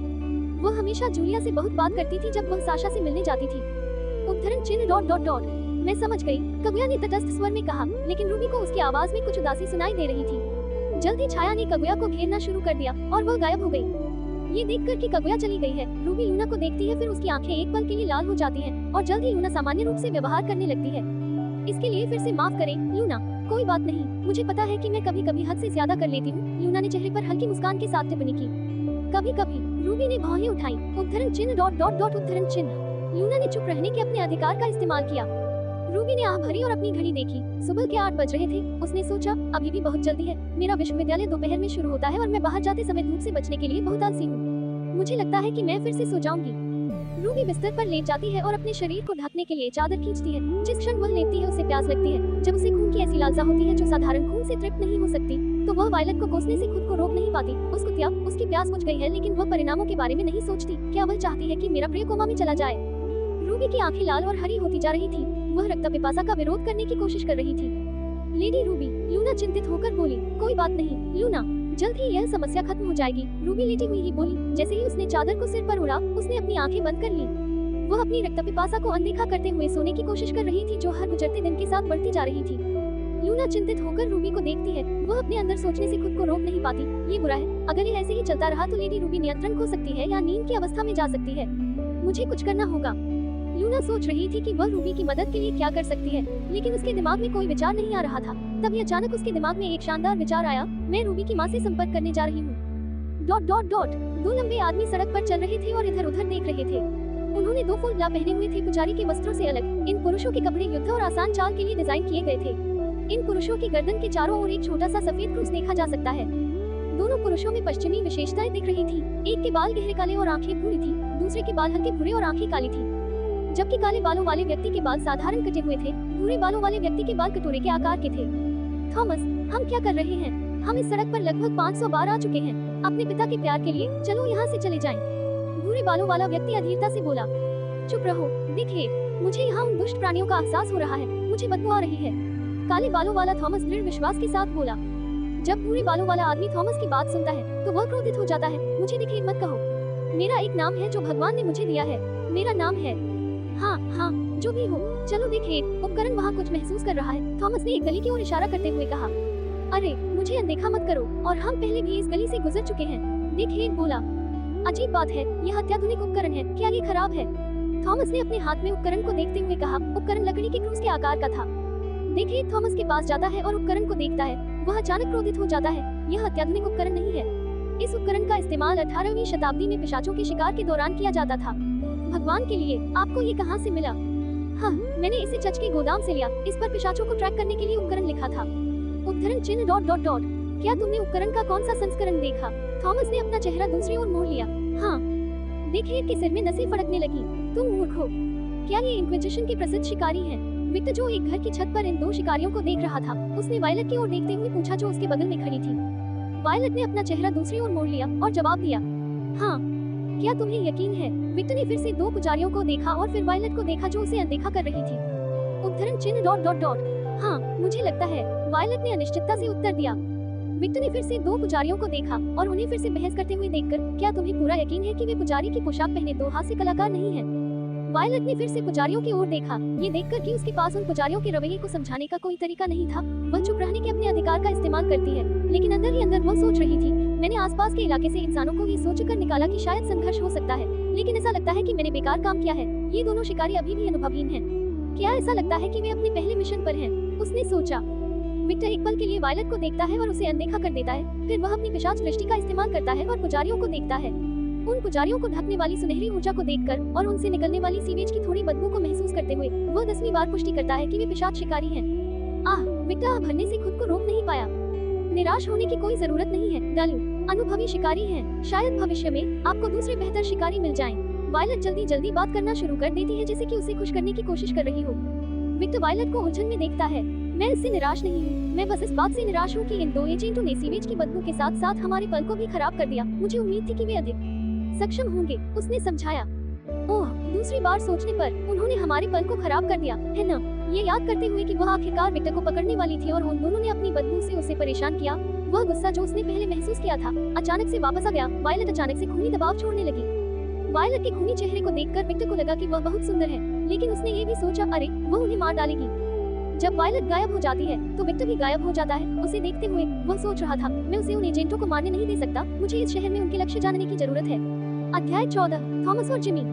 थॉमस और उसके दोस्त को भी वायलट की हत्या की मंशा का आभास हो जाता है। वे बहस करना बंद कर देते हैं और गंभीर भाव धारण कर लेते हैं। जिमी, देखिए, जैसे आप जिमी के नाम से जाना जाता है, ने कहा, ऐसी स्थिति में ही तुम मेरा नाम पुकारते हो, बेवकूफ। जिमी अपने साथ ले जा रहे छोटे से बैग से एक बाइबल निकालता है और फिर उसे खोलता है और बाइबल के पन्नों पर अपना हाथ रखता है और बोलना शुरू करता है, हे मेरे प्रभु, कृपया इन भ्रष्ट आत्माओं को क्षमा करें और आने वाले युद्ध में अपने खोए हुए मेमनों को आशीर्वाद दें। एक सुनहरी रोशनी जिमी और थॉमस पर उतरती है। उस पल थॉमस अपने गले में लिपटे क्रूस को पकड़ता है और चिल्लाता है, मैं वह व्यक्ति हूँ जिसे भगवान ने अपना दूत बनने के लिए चुना है। अचानक थॉमस का क्रूस अपना रूप बदल लेता है और धीरे धीरे उसके हाथ में एक पश्चिमी तलवार बन जाती है। इस तलवार का रूप सामान्य था, लेकिन ब्लेड अजीब था। ब्लेड का किनारा किसी तरह की सुनहरी रोशनी से ढका हुआ लग रहा था। वायलट थॉमस के बगल में आती है और जैसे ही वह उसे लात मारने वाली होती है, उसे एक सुनहरे अवरोध द्वारा रोक दिया जाता है। वायलट पीछे हटती है और अपने पैरों को देखती है जो थोड़े चोटिल थे, लेकिन पिशाच के असामान्य उत्थान से जल्द ही ठीक हो जाते हैं। फिर वह जिमी को जानलेवा निगाहों से देखती है। जब थॉमस वायलट की लाल आंखें और उसका पीला रंग देखता है, तो वह घृणा भरी मुस्कान के साथ चिल्लाता है, पिशाच, हमें वास्तव में एक पिशाच मिल गया है और अभी भी सुबह है। जिमी अपनी आंखें चौड़ी करके देखता है, क्योंकि उसे एहसास होता है कि केवल पिशाचों का एक समूह ही धूप में बिना किसी चिंता के चल सकता है। थॉमस, हमें जल्दी से भागना चाहिए, हमें भागना चाहिए। हम क्यों? हमारे यहाँ एक पिशाच है, चलो उसे मार देते हैं, थॉमस चिल्लाया। मूर्ख, स्थिति को शांति से देखो, वह एक पिशाच है, लेकिन वह दिन के उजाले में घूम रही है। केवल एक अचानक वायलट फिर से जिमी के पास आती है और उस पर हमला करती है, उसका सिर काटने का इरादा रखती है। वह मुझे खत्म करने की कोशिश कर रही है। जिमी चकमा देने की कोशिश में पीछे हटता है, फिर अपने बैग से पवित्र जल खींचता है और उसे जमीन पर फेंक देता है। वह बाइबल के कुछ पन्ने उठाता है और चिल्लाता है, माइकल, संरक्षक राजकुमार और योद्धा, मेरी रक्षा करो और अपनी तलवार से मेरी रक्षा करो। मुझे कोई नुकसान न होने दो। अचानक आसमान से एक सुनहरी तलवार गिरती है और जिमी के सामने आती है। तलवार बहुत बड़ी थी और ऐसा लग रहा था कि वो शुद्ध सुनहरी ऊर्जा से बनी है। वायलट जल्दी से पीछे हट जाती है। जब उसे एहसास होता है कि वह समय रहते जिमी को नहीं मार सकती, क्योंकि वह जिमी के हमले को नहीं झेलना चाहती, तो वह पीछे हट जाती है। ओह, तुम प्रतिभाशाली हो। उसने एक छोटी शिकारी मुस्कान दिखाई जो उसके तीखे दांतों को दिखा रही थी। मुझे तुम्हारे जैसे राक्षस से तारीफ नहीं चाहिए, जिमी चिल्लाया। कितना असभ्य, क्या तुमने कभी उसके जैसा सेक्सी सुंदर दानव देखा है? विक्टर अचानक एक बाड़ के ऊपर दिखाई देता है, जबकि वह जापानी अपराधी की तरह बैठा हुआ है। जिमी मुड़ता है जब उसे दूसरी आवाज सुनाई देती है। फिर वह विक्टर को देखता है और विक्टर के चेहरे पर शिकारी मुस्कान और उसकी लाल आंखें देखकर जिमी की रीढ़ में सिहरन सी महसूस होती है। एक और पिशाच जो सूरज की रोशनी में चल सकता है, वे शापित कुलीनों के उस कबीले से हैं। हमारे पास यहाँ कोई मौका नहीं है, हमें पीछे हटने की जरूरत है। थॉमस ने देखा कि एक नया पिशाच दिखाई दिया है और यह महसूस करते हुए कि वह उसके करीब था, एक घृणित मुस्कान प्रदर्शित की। भगवान, इस छोटे से नौकर को थकान से मुक्त एक मजबूत शरीर का आशीर्वाद दे। इस तरह उसके नौकर अनगिनत लड़ाइयां लड़ेंगे। थॉमस का शरीर चमकने लगा और उसके ब्लेड पर स्थित तलवार से निकलने वाली सुनहरी रोशनी और भी चमकने लगी। थॉमस, ऐसा मत करो, तुम मूर्ख हो, लानत है। जिमी ने गुस्से से चिल्लाते हुए देखा कि थॉमस क्या करने वाला था। उन्हें ये लड़ाई नहीं लड़नी चाहिए थी, हमें पीछे हट जाना चाहिए था और वरिष्ठों को बताना चाहिए था कि इस शहर में उस शापित कबीले के पिशाच हैं। थॉमस अचानक सुनहरी रोशनी में गायब हो जाता है। विक्टर बगल की ओर देखता है और देखता है कि थॉमस आ रहा था। क्या वह मेरे सिर पर निशाना साध रहा है? विक्टर के दृष्टिकोण से थॉमस अभी भी बहुत धीमा था। उसने ये भी महसूस किया कि थॉमस की तलवार से निकलने वाली सुनहरी ऊर्जा खतरनाक थी। आह, अपना सिर मुझे दे दो। अचानक थॉमस की गति विस्फोटक रूप से बढ़ गई और उसने अपनी तलवार विक्टर की ओर घुमाई। विक्टर शांति से उछलता है और थॉमस के हमले को चकमा देता है, लेकिन अचानक उसे ऐसा लगता है कि उसका चेहरा खरोंच गया है। उफ, ये दर्द क्या है? ऐसा लगता है कि मैं अंदर से जल गया हूँ। ऐसा लगता है कि हजारों चींटियां एक साथ मेरे चेहरे को काट रही हैं। वह अपना चेहरा छूता है और सोचता है, मुझे यकीन है कि मैंने उसे चकमा दिया। मैं इतना मूर्ख नहीं हूँ कि उस ऊर्जा को अपने शरीर पर लगने दूं, लेकिन उसने मुझे कैसे मारा? थॉमस, तुम मूर्ख हो, अपनी ऊर्जा को सही तरीके से नियंत्रित करो। तुमने एक मौका खो दिया। उफ, मुझे पता है, थॉमस बोला, क्योंकि वह अपने सामने एक दीवार से टकराने से बच गया था। वह दीवार से टकराने से बचने के लिए समय रहते रुकने में कामयाब रहा। वह दीवार के सामने रुक गया और भारी सांस लेने लगा। उसने उस हमले में अपनी सारी ऊर्जा खर्च कर दी थी। यह एक ऐसा हमला था जो एक साधारण पिशाच को स्थायी नुकसान पहुंचा सकता था। ओह, क्या वह अपनी इच्छानुसार ऊर्जा को नियंत्रित कर सकता है? ये दिलचस्प है। इसका मतलब है कि अगर वह एक अनुभवी शिकारी होता तो मैं अपना सिर खो देता। मैं समझता हूँ। विक्टर ने तटस्थ चेहरे के साथ सोचा। उसने इस स्थिति से वह बहुत कुछ सीख रहा था, लेकिन उसे अजीब भी लग रहा था। ये लड़ाई जितनी लंबी होती जा रही थी, वह उतना ही शांत होता जा रहा था। उसे बहुत अजीब लग रहा था। उसने सोचा कि जब वह पहली बार अपने कार्यों पर नियंत्रण रखते हुए लड़ेगा तो वह अधिक डर जाएगा, लेकिन डरने के बजाय वह बहुत शांत महसूस कर रहा था। वह खुद को ये नहीं समझा पा रहा था कि वह ऐसा क्यों महसूस कर रहा है। अचानक सभी के चारों ओर खूनी दबाव फैल गया। विक्टर, थॉमस और जिमी सदमे में वायलट को देखते हैं और उसकी अभिव्यक्ति शुद्ध घृणा में बदल गई। तुम कमीने! धमाका! वायलट के शरीर से आग का एक खंभा फटा जैसे ज्वालामुखी फट गया हो। वह अपना हाथ अपने चेहरे पर रखती है जैसे कि उस पर किसी चीज का साया हो और वह इतनी जोर से बुदबुदाती है कि सभी सुन सके। तुम्हारी हिम्मत कैसे हुई? तुमने मेरे प्यारे डार्लिंग को चोट पहुंचाने की हिम्मत कैसे की? तुम माँ चोट सुअर! वायलट इसे कैसे बर्दाश्त कर सकती थी? उसके प्यारे डार्लिंग को केवल सुअरों ने चोट पहुंचाई थी। वे सिर्फ पिशाचों का भोजन हैं। उनकी हिम्मत कैसे हुई? वह थॉमस ने डर के भाव के साथ कहा, मैंने तुम्हें चेतावनी दी थी। हमें पीछे हट जाना चाहिए था। उस शापित कबीले के किसी व्यक्ति के सामने हमारा कोई मुकाबला नहीं है। तुम मेरी कभी नहीं सुनते, जिमी ने चिल्लाते हुए कहा। उसने अपना ध्यान विक्टर पर रखा, जिसके चेहरे पर एक सौम्य मुस्कान थी और वायलट के चेहरे पर एक घृणित भाव था। वायलट द्वारा बनाए जा रहे आग के खंभे को देखते हुए जिमी के दिमाग में अब बस यही था कि वह भाग जाए। वह बहुत भयभीत था, क्योंकि उसने एक राक्षस को उकसाया था जिसे उसे नहीं भड़काना चाहिए था। हाँ, विक्टर अचानक हल्के से हंसने लगा जब उसने वायलट का चेहरा देखा। वह उसे बहुत प्यारी लगी और इस वजह से वह खुशी से हंस रहा था। जिमी और थॉमस ने विक्टर को ऐसे देखा जैसे वे किसी पागल को देख रहे हो। वह इस स्थिति में कैसे हंस सकता है?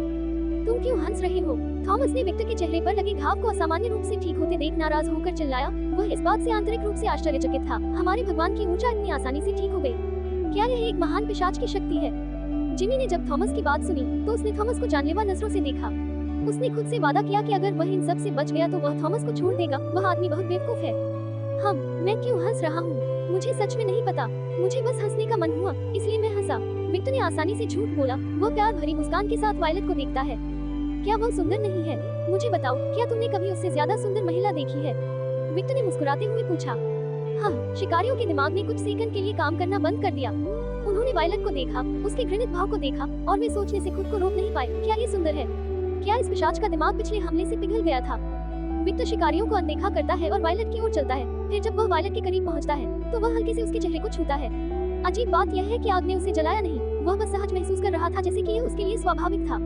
वायलट धीरे धीरे शिकारियों को अनदेखा करना शुरू कर देती है और विक्टर को जानलेवा निगाहों से देखती है। अचानक उसे लगता है कि उसके मुंह में कुछ घुस गया है। हम अपने मुंह में कुछ गीला घुसता हुआ महसूस करते हुए, और विक्टर क्या कर रहा था यह महसूस करते हुए, वायलट की घृणास्पद अभिव्यक्ति धीरे धीरे पिघलने लगी और उसके गाल धीरे धीरे थोड़े लाल होने लगे। वायलट और विक्टर के मुंह में जीभें नाचने लगी हैं, लेकिन यह ज्यादा देर तक नहीं टिकती। जब विक्टर अलग होता है तो लार का पुल बनता है, फिर वह एक सौम्य मुस्कान बिखेरता है। क्या तुम शांत हो? हाँ, उसने लाल गालों के साथ कहा और अपना चेहरा घुमाया और खुशी से थोड़ा मुस्कुराई। विक्टर हंसता है और उसके सिर को थपथपाता है। उसे वायलट के व्यक्तित्व में आया ये बदलाव बहुत प्यारा लगता है। एक पल वह एक वैम्पायर किलर है और दूसरे पल वह एक किशोरी की तरह व्यवहार करती है जो प्यार में है, और उसे वायलट की यह खूबी बहुत पसंद है।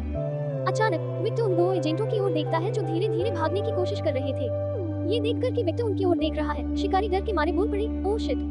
विक्टर को कदमों की आहट सुनाई देती है और वह घटनास्थल से जाने का फैसला करता है। हालांकि वायलट ने आसपास के इलाके को खाली कर दिया है, लेकिन वायलट द्वारा भड़काई गई आग ने बहुत ध्यान आकर्षित किया। हनी, उस लड़के को पकड़ो जिसके बाल कटोरे जैसे हैं, और मैं थॉमस को पकड़ लूंगा। जैसा मैं कहूँ वैसा करो, ठीक है? उसने एक सौम्य मुस्कान के साथ कहा। हाँ जी डार्लिंग, उसने हकलाते हुए टिप्पणी की, जबकि उसकी अभिव्यक्ति शर्मिंदगी से थोड़ी लाल थी। विक्टर अपनी गति का उपयोग करता है और वह वायलट के बगल में गायब हो जाता है और फिर थॉमस के बगल में फिर से प्रकट होता है।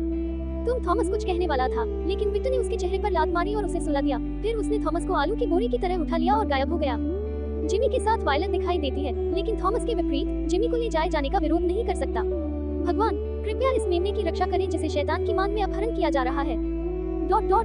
जहाँ वायलट और विक्टर की लड़ाई हुई थी, उसके बाहरी इलाके में एक परित्यक्त इमारत में मैंने थॉमस नाम के शिकारी को जमीन पर फेंक दिया। जब वह जमीन पर गिरता है तो वह अचानक चिल्लाते हुए जाग जाता है। आउच!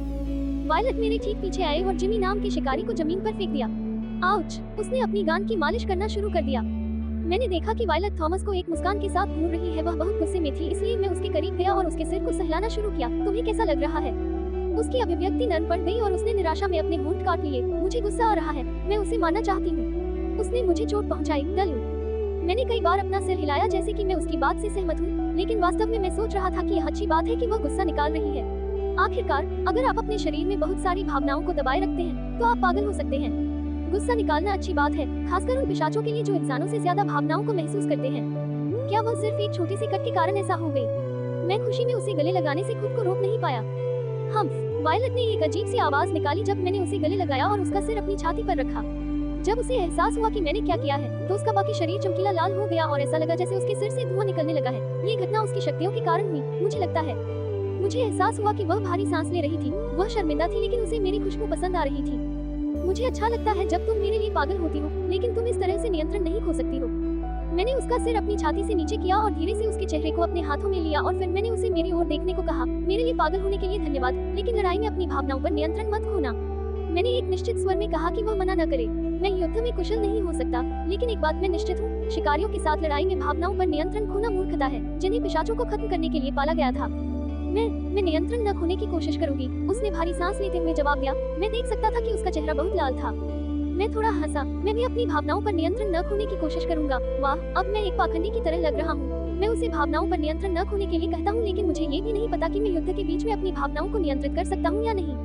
मैं ये सिर्फ इसलिए कह रहा हूँ क्योंकि मैं अपने वर्तमान स्व को नहीं जानता। कभी कभी मेरी भावनाएं नियंत्रण से बाहर लगती हैं, जैसे कि लुबान घटना में, और कभी कभी मेरी भावनाएं झील की तरह शांत होती हैं। यह मेरे लिए बिल्कुल समझ से परे है।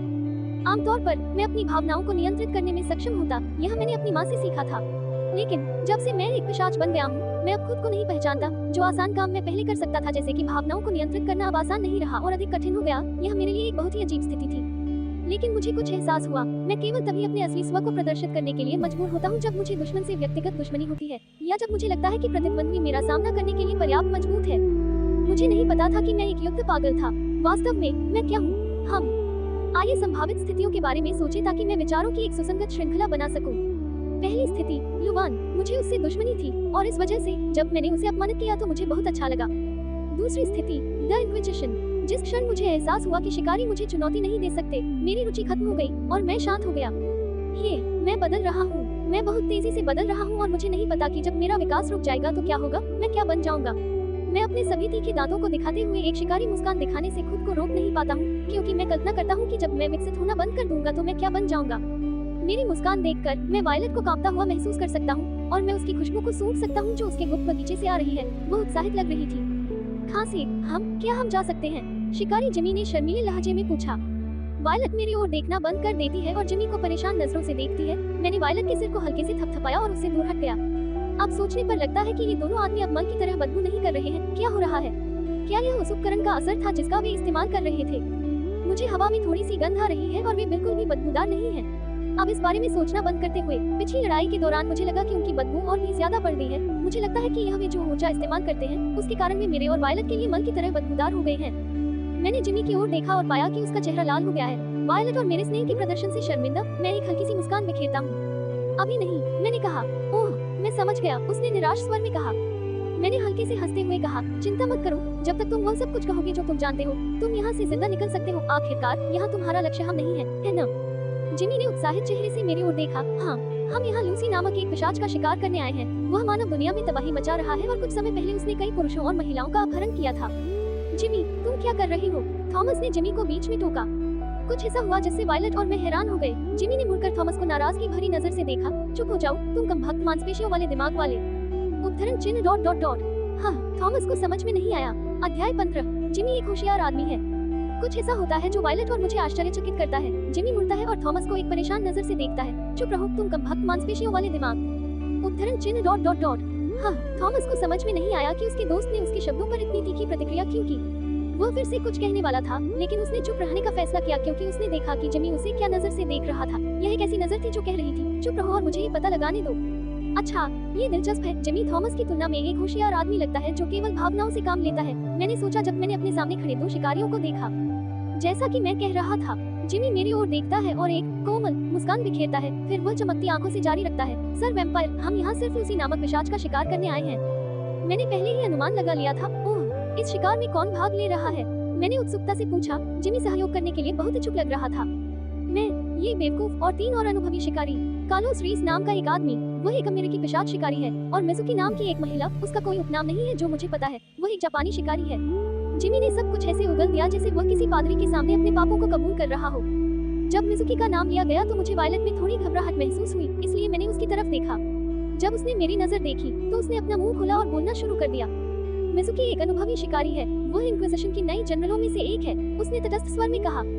फिर वह आगे कहती है, वह 500 साल से ज्यादा उम्र के पिशाच से आसानी से लड़ सकती है। मिजुकी के बारे में मैंने जो आखिरी रिपोर्ट सुनी थी वह जापान से थी, जहां उसने अकेले ही कुलीन पिशाचों के 10 कुलों को खत्म कर दिया था। जापान के कुलीन पिशाच रोमानियाई समुदाय के लोगों जितने मजबूत नहीं हैं, लेकिन फिर भी यह एक प्रभावशाली उपलब्धि है।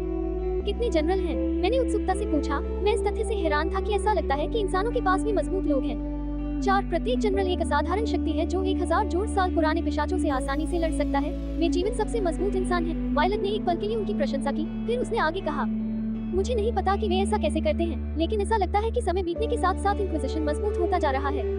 हम ऐतिहासिक रूप से मनुष्य हमेशा अपने सामने आने वाले खतरों के खिलाफ खुद को ढाल लेते हैं, इसलिए यह कोई आश्चर्य की बात नहीं है कि वे मजबूत हो रहे हैं। लेकिन मुझे पूरा यकीन है कि वे मजबूत होने के लिए जिन तरीकों का इस्तेमाल कर रहे हैं वे इसमें शामिल लोगों के लिए अच्छे नहीं हैं। आखिरकार मनुष्य बड़े से बड़े अच्छे के लिए सबसे बड़े अत्याचार कर सकते हैं। जिमी अचानक जोर से बोलने लगा, ये स्पष्ट है, जनरल भगवान के चुने हुए योद्धा हैं। उनके पास शाश्वत युवावस्था और कई ईश्वर प्रदत्त क्षमताएं हैं। आह, पिता इस खोए हुए मेमने को आशीर्वाद दे, उसने एक कट्टरपंथी की तरह बोला क्योंकि उसने परित्यक्त इमारत की छत को देखा और प्रार्थना के भाव में दोनों हाथों को एक साथ जोड़ लिया। भगवान द्वारा चुना गया है ना? मैंने थोड़ा संदेह के साथ सोचा, क्या वह भगवान जिसके बारे में वह इतना बात करता है वह मौजूद है? उसने पिशाचों को क्यों नहीं खत्म किया? आखिरकार उसे एक शक्तिशाली प्राणी माना जाता था, है ना? मुझे लगता है कि कोई व्यक्ति अपने संगठन के लक्ष्यों के लिए लड़ने के लिए लोगों को एक साथ लाने के लिए भगवान के नाम का उपयोग कर रहा है। खैर, यह इतिहास में पहली बार नहीं होगा कि किसी ने ऐसा कुछ करने के लिए भगवान के नाम का उपयोग किया हो। और आखिरी शिकारी, उसका नाम क्या है? मैंने जिमी से पूछा। जिमी ने प्रार्थना करना बंद कर दिया और मेरी ओर देखा। ये वह नहीं है, ये वह है। फिर वह आगे कहता है, उसका नाम मारिया है। वह एक अमेरिकी महिला है और कार्लोस की साथी भी है, लेकिन वह गायब है। हम, मारिया, कार्लोस और मिजुकी, 3 मजबूत शिकारी और 2 शुरुआती। वे लूसी का शिकार करने में बहुत प्रयास कर रहे हैं, क्योंकि मेरा मानना है कि लूसी को खत्म करने के लिए सिर्फ मिजुकी की मौजूदगी ही काफी होगी। वह एक मजबूत पिशाच की तरह नहीं दिखता था। मैंने जो जानकारी प्राप्त की है उस पर विचार करना शुरू किया और मैं कुछ सोचने से खुद को रोक नहीं पाया। स्थिति बदल गई है। यह एक खतरनाक और दिलचस्प खेल बनता जा रहा है। जब मैं इसके बारे में सोचता हूँ तो मैं मुस्कुराए बिना नहीं रह पाता। लेकिन फिर मैंने अपना हाथ अपने चेहरे पर रखा और सोचा, मुझे आत्महत्या की प्रवृत्ति कब से होने लगी, और मैं इस स्थिति का मजाक क्यों ले रहा हूँ?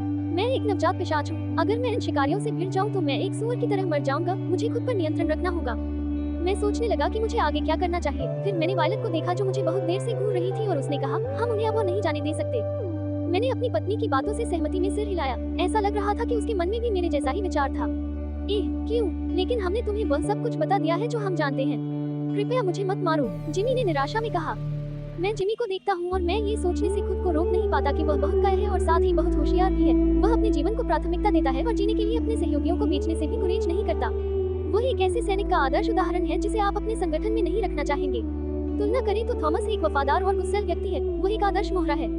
बस जिज्ञासावश, क्या आपने थॉमस को अपना साथी चुना? मैंने सच्ची जिज्ञासा से पूछा। मैंने थॉमस की ओर इशारा किया। मैंने उसे नहीं चुना, भगवान ने हमें एक दूसरे का साथी बनने के लिए चुना है, जिमी ने नाराज होकर कहा। ऐसा लग रहा था कि उसने थॉमस के साथ बहुत समय बिताया है। ओह, अब मैं समझ गया। उन्होंने दोनों को जानबूझकर साथ लाया। उन्हें उम्मीद थी कि थॉमस का वफादार व्यक्तित्व जिमी में भी जाएगा। आखिरकार लोग दूसरे लोगों से प्रभावित होते हैं। ऐसा लगता है कि भगवान बहुत सतर्क प्राणी है।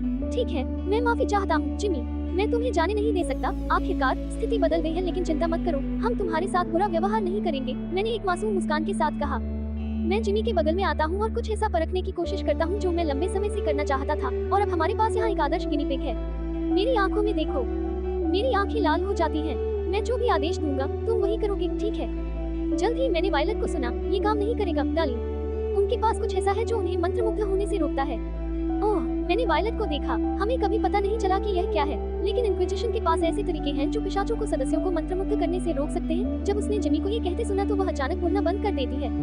हाँ, मैं करूँगा, जिमी ने खून से लाल आंखों से कहा। हाँ डार्लिंग, तुमने क्या किया? वायलट ने उत्साह से पूछा। मैं वायलट को जवाब देने ही वाला था, लेकिन थॉमस, जो चुपचाप हमें घृणा से देख रहा था, चिल्लाया। मैं तुम्हें मारने जा रहा हूँ, कमीने। तुमने जिमी के साथ क्या किया? उसने मेरी तरफ ऐसे देखा जैसे मैं उसका प्राणघातक दुश्मन हूँ। डॉट डॉट डॉट, इस आदमी में बहुत बड़ी नफरत है। हाँ, ऐसा लगता है कि अतीत में कुछ हुआ था। मैं उसके चेहरे पर मेरे प्रति घृणा देखकर अनुमान लगा सकता हूँ कि क्या हुआ था। ऐसा लगता है कि वह पिशाचों का शिकार है। हे भगवान, कृपया। जैसे ही वह मंत्र बोलना शुरू करने वाला था, मैं उसके सामने आया और अपने दाहिने हाथ से उसकी गर्दन पकड़ ली, उसे हवा में थाम लिया। बस चुप रहो और अभी के लिए मेरी बात मानो, ठीक है? उसने मेरी लाल आंखों में देखा और जल्द ही उसकी आंखें लाल हो गईं। हाँ, उसने यांत्रिक स्वर में कहा, जैसे कि उसमें कोई जान ही न हो।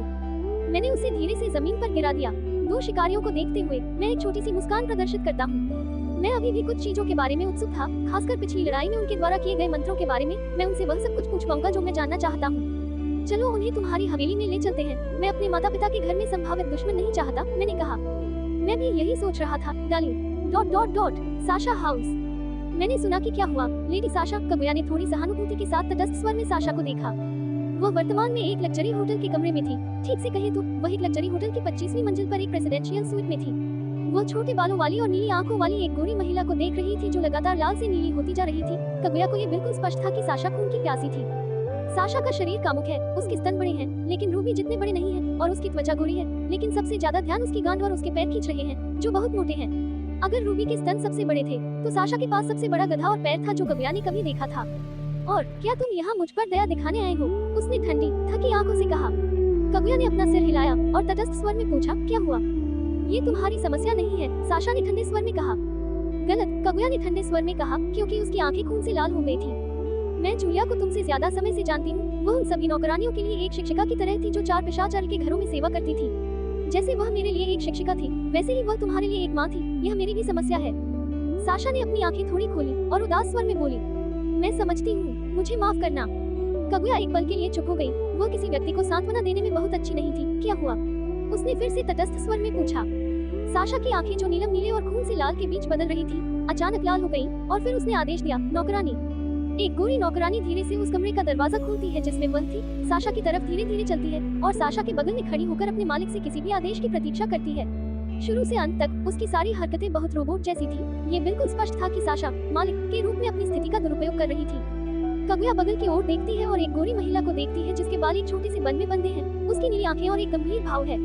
उसका पहनावा नौकरानी की वर्दी है जो कबुया की वर्दी के समान है, और वह लंबे काले दस्ताने पहनती है ताकि सीधे अपने मालिक को न छुए। कबुया अपनी पिशाच दृष्टि से महिला के चारों ओर छोटे धागे भी देख सकती थी, जैसे कि वे उसकी रक्षा कर रहे हों। जब नौकरानी दिखाई दी तो साशा ने बोलना शुरू किया। अनुष्ठान होने के बाद मैं घर चली गई। उसने वर्णन करना शुरू किया कि क्या हुआ। अध्याय 16, घात। 31 जनवरी, वह दिन जब विक्टर को पिशाच में बदलने वाली रस्म हुई। साशा का दृष्टिकोण, मुझे इस पर विश्वास नहीं होता, मुझे इस पर विश्वास नहीं होता। ये सब वायलट की गलती है, उस बेवकूफ पीछा करने वाले की। मैंने कहा। मैं इमारत से इमारत तक कूद रहा था और अपनी गर्दन पकड़ रहा था। मेरी सांसें उखड़ रही थी और मेरे मुंह से उस नए रूपांतरित इंसान का खून बह रहा था। इस खून का स्वाद बहुत अच्छा है। इस खून की वजह से मेरे परिवार द्वारा दिए जाने वाले उन बोरी पेय पदार्थों का स्वाद कुछ और जैसा नहीं होता। ये सबसे अच्छा खून है जो मैंने कभी चखा है और अब यह मेरा है। क्या ये सिर्फ मेरा है? मैं उस विचार को अपने दिमाग से निकालने के लिए कई बार अपना सिर हिलाता हूँ, फिर एक इमारत के ऊपर रुकता हूँ और बादलों से घिरे आसमान को देखता हूँ। मैं आह भरता हूँ और कहता हूँ, मुझे विश्वास नहीं होता कि मैं एक अजनबी से शादी कर रहा हूँ। मेरा मतलब है, विक्टर कोई अजनबी नहीं है। वायलट हमेशा रूबी और मुझसे उसके बारे में बात करती रही है जब से हम बच्चे थे। हमें हमेशा वायलट को उसके डार्लिंग के बारे में बात करते हुए सुनना पड़ता था। ईमानदारी से कहूँ तो जब मैं बच्ची थी तो मुझे ये बहुत परेशान करने वाला लगता था, लेकिन जैसे जैसे समय बीतता गया मुझे वायलट की पागलपन की आदत हो गई। मैंने अनुष्ठान में मदद करने के अनुरोध को स्वीकार कर लिया, लेकिन मैंने कभी नहीं सोचा था कि ऐसा कुछ होगा। मैंने कहा और इमारत में बैठ गई। मेरा मतलब है, किसने सोचा होगा कि ऐसा होगा? क्या अनुष्ठान व्यक्तिगत नहीं होना चाहिए? यह अनियमितता क्यों हुई? इसी वजह से अब मैं शादीशुदा हूँ और मैं अपने पति को व्यक्तिगत रूप से जानती भी नहीं हूँ। मैंने निराशा में अपना सिर पकड़ते हुए लगभग चिल्लाया, ये सब वायलट की गलती है।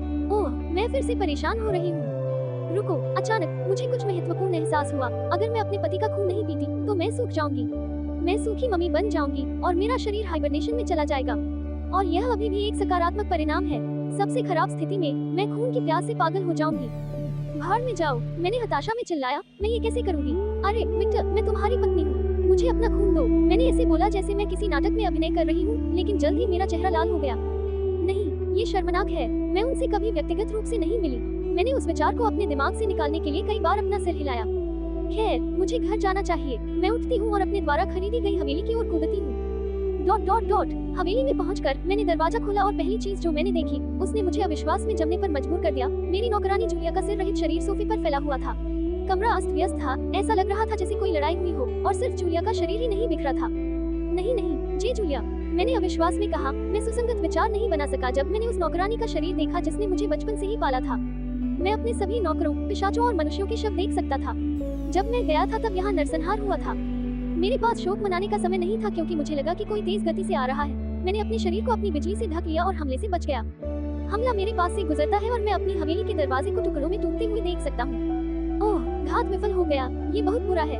मुझे एक आदमी की आवाज सुनाई देती है। उस आदमी को देखते हुए मैं देखता हूँ कि वह एक लंबा गंजा सफेद आदमी है और उसने पादरी की पोशाक पहन रखी है, लेकिन ऐसा लगता है कि इसे काले सूट जैसा दिखने के लिए अनुकूलित किया गया है। चच के कुत्ते, मैंने गुस्से में गुर्राहट की, लेकिन जल्द ही मैंने उस गुस्से को निगल लिया और शांत रहने की कोशिश की। अब नियंत्रण खोने का समय नहीं है, लेकिन मैं नहीं कर सकता। मैं अपने गुस्से को नियंत्रित नहीं कर सकता। अपनी सिरहीन माँ के शरीर को देखकर मेरे शरीर से एक जलती हुई आग निकलती है जिसे मैं नियंत्रित नहीं कर सकता। तुम कमीने, बूम, बिजली मेरे पूरे शरीर को ढकने लगी।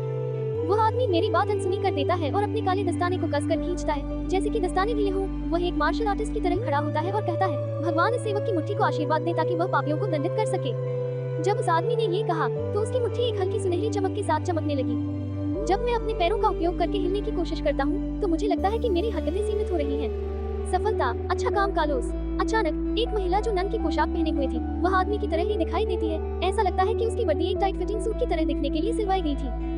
मैं देख सकता था कि उसके हाथों में कई किस्में थी जो पूरे घर में फैली हुई थी। वे मुझे हवा में इस तरह लटकाए हुए थी कि मैं क्रूज पर चढ़ा हुआ लग रहा था। अच्छा काम मारिया, कार्लोस ने तटस्थ स्वर में कहा। ईमानदारी से, मैं कबीले फुलेगर की उत्तराधिकारी से निपटना नहीं चाहता। वे किरणें मेरी लड़ाई शैली के साथ बिल्कुल असंगत हैं। वास्तव में तुम भाग्यशाली हो कि मुझे तुम्हारा साथी मिला, अन्यथा तुम उसे कभी जीवित नहीं पकड़ सकते थे, मारिया ने कहा। तुम मेरी भाग्यशाली आकर्षण हो, कार्लोस ने स्पष्ट भावनाओं के साथ उसकी प्रशंसा की। ऐसा लग रहा था कि वे दोनों एक साथ कुछ कर रहे थे। मेरा गुस्सा उबलने के बिंदु पर पहुंच गया जब इन कुत्तों ने मेरे साथ ऐसा व्यवहार किया जैसे मैं शिकार करने के लिए आसान शिकार हूँ। उन्होंने मेरे घर पर आक्रमण किया। उन्होंने उस महिला को मार डाला जो मेरे लिए एक माँ की तरह थी। उन्होंने मेरे नौकरों को मार डाला और फिर भी मुझसे घृणा करते हैं। अक्षम्य, चच के कुत्ते, मैंने गुस्से से चिल्लाया। मेरे दांत बदलने लगे और तीखे हो गए। फिर मेरे शरीर से खूनी दबाव निकलने लगा। मैं उन्हें मार डालूंगा। आह, मुझे पता था कि यह इतना आसान नहीं होगा, कार्लोस ने बड़बड़ाते हुए कहा, जैसे कि यह परेशानी भरा हो। वास्तव में अगर वह कमजोर होती तो वह काउंट कबीले की उत्तराधिकारी नहीं होती। मारिया उसका समर्थन करती है। वह अपने हाथों से इशारा करती है और मुझे पकड़े हुए तारों और भी कसने लगते हैं, लेकिन मुझे अपनी त्वचा में जलन भी महसूस होती है। आह, मैं लगभग पागलपन की कगार पर पहुंचकर मुस्कुराता हूँ और एक ऐसी तकनीक का उपयोग करने का फैसला करता हूँ जो मेरी असली माँ ने मुझे सिखाई थी।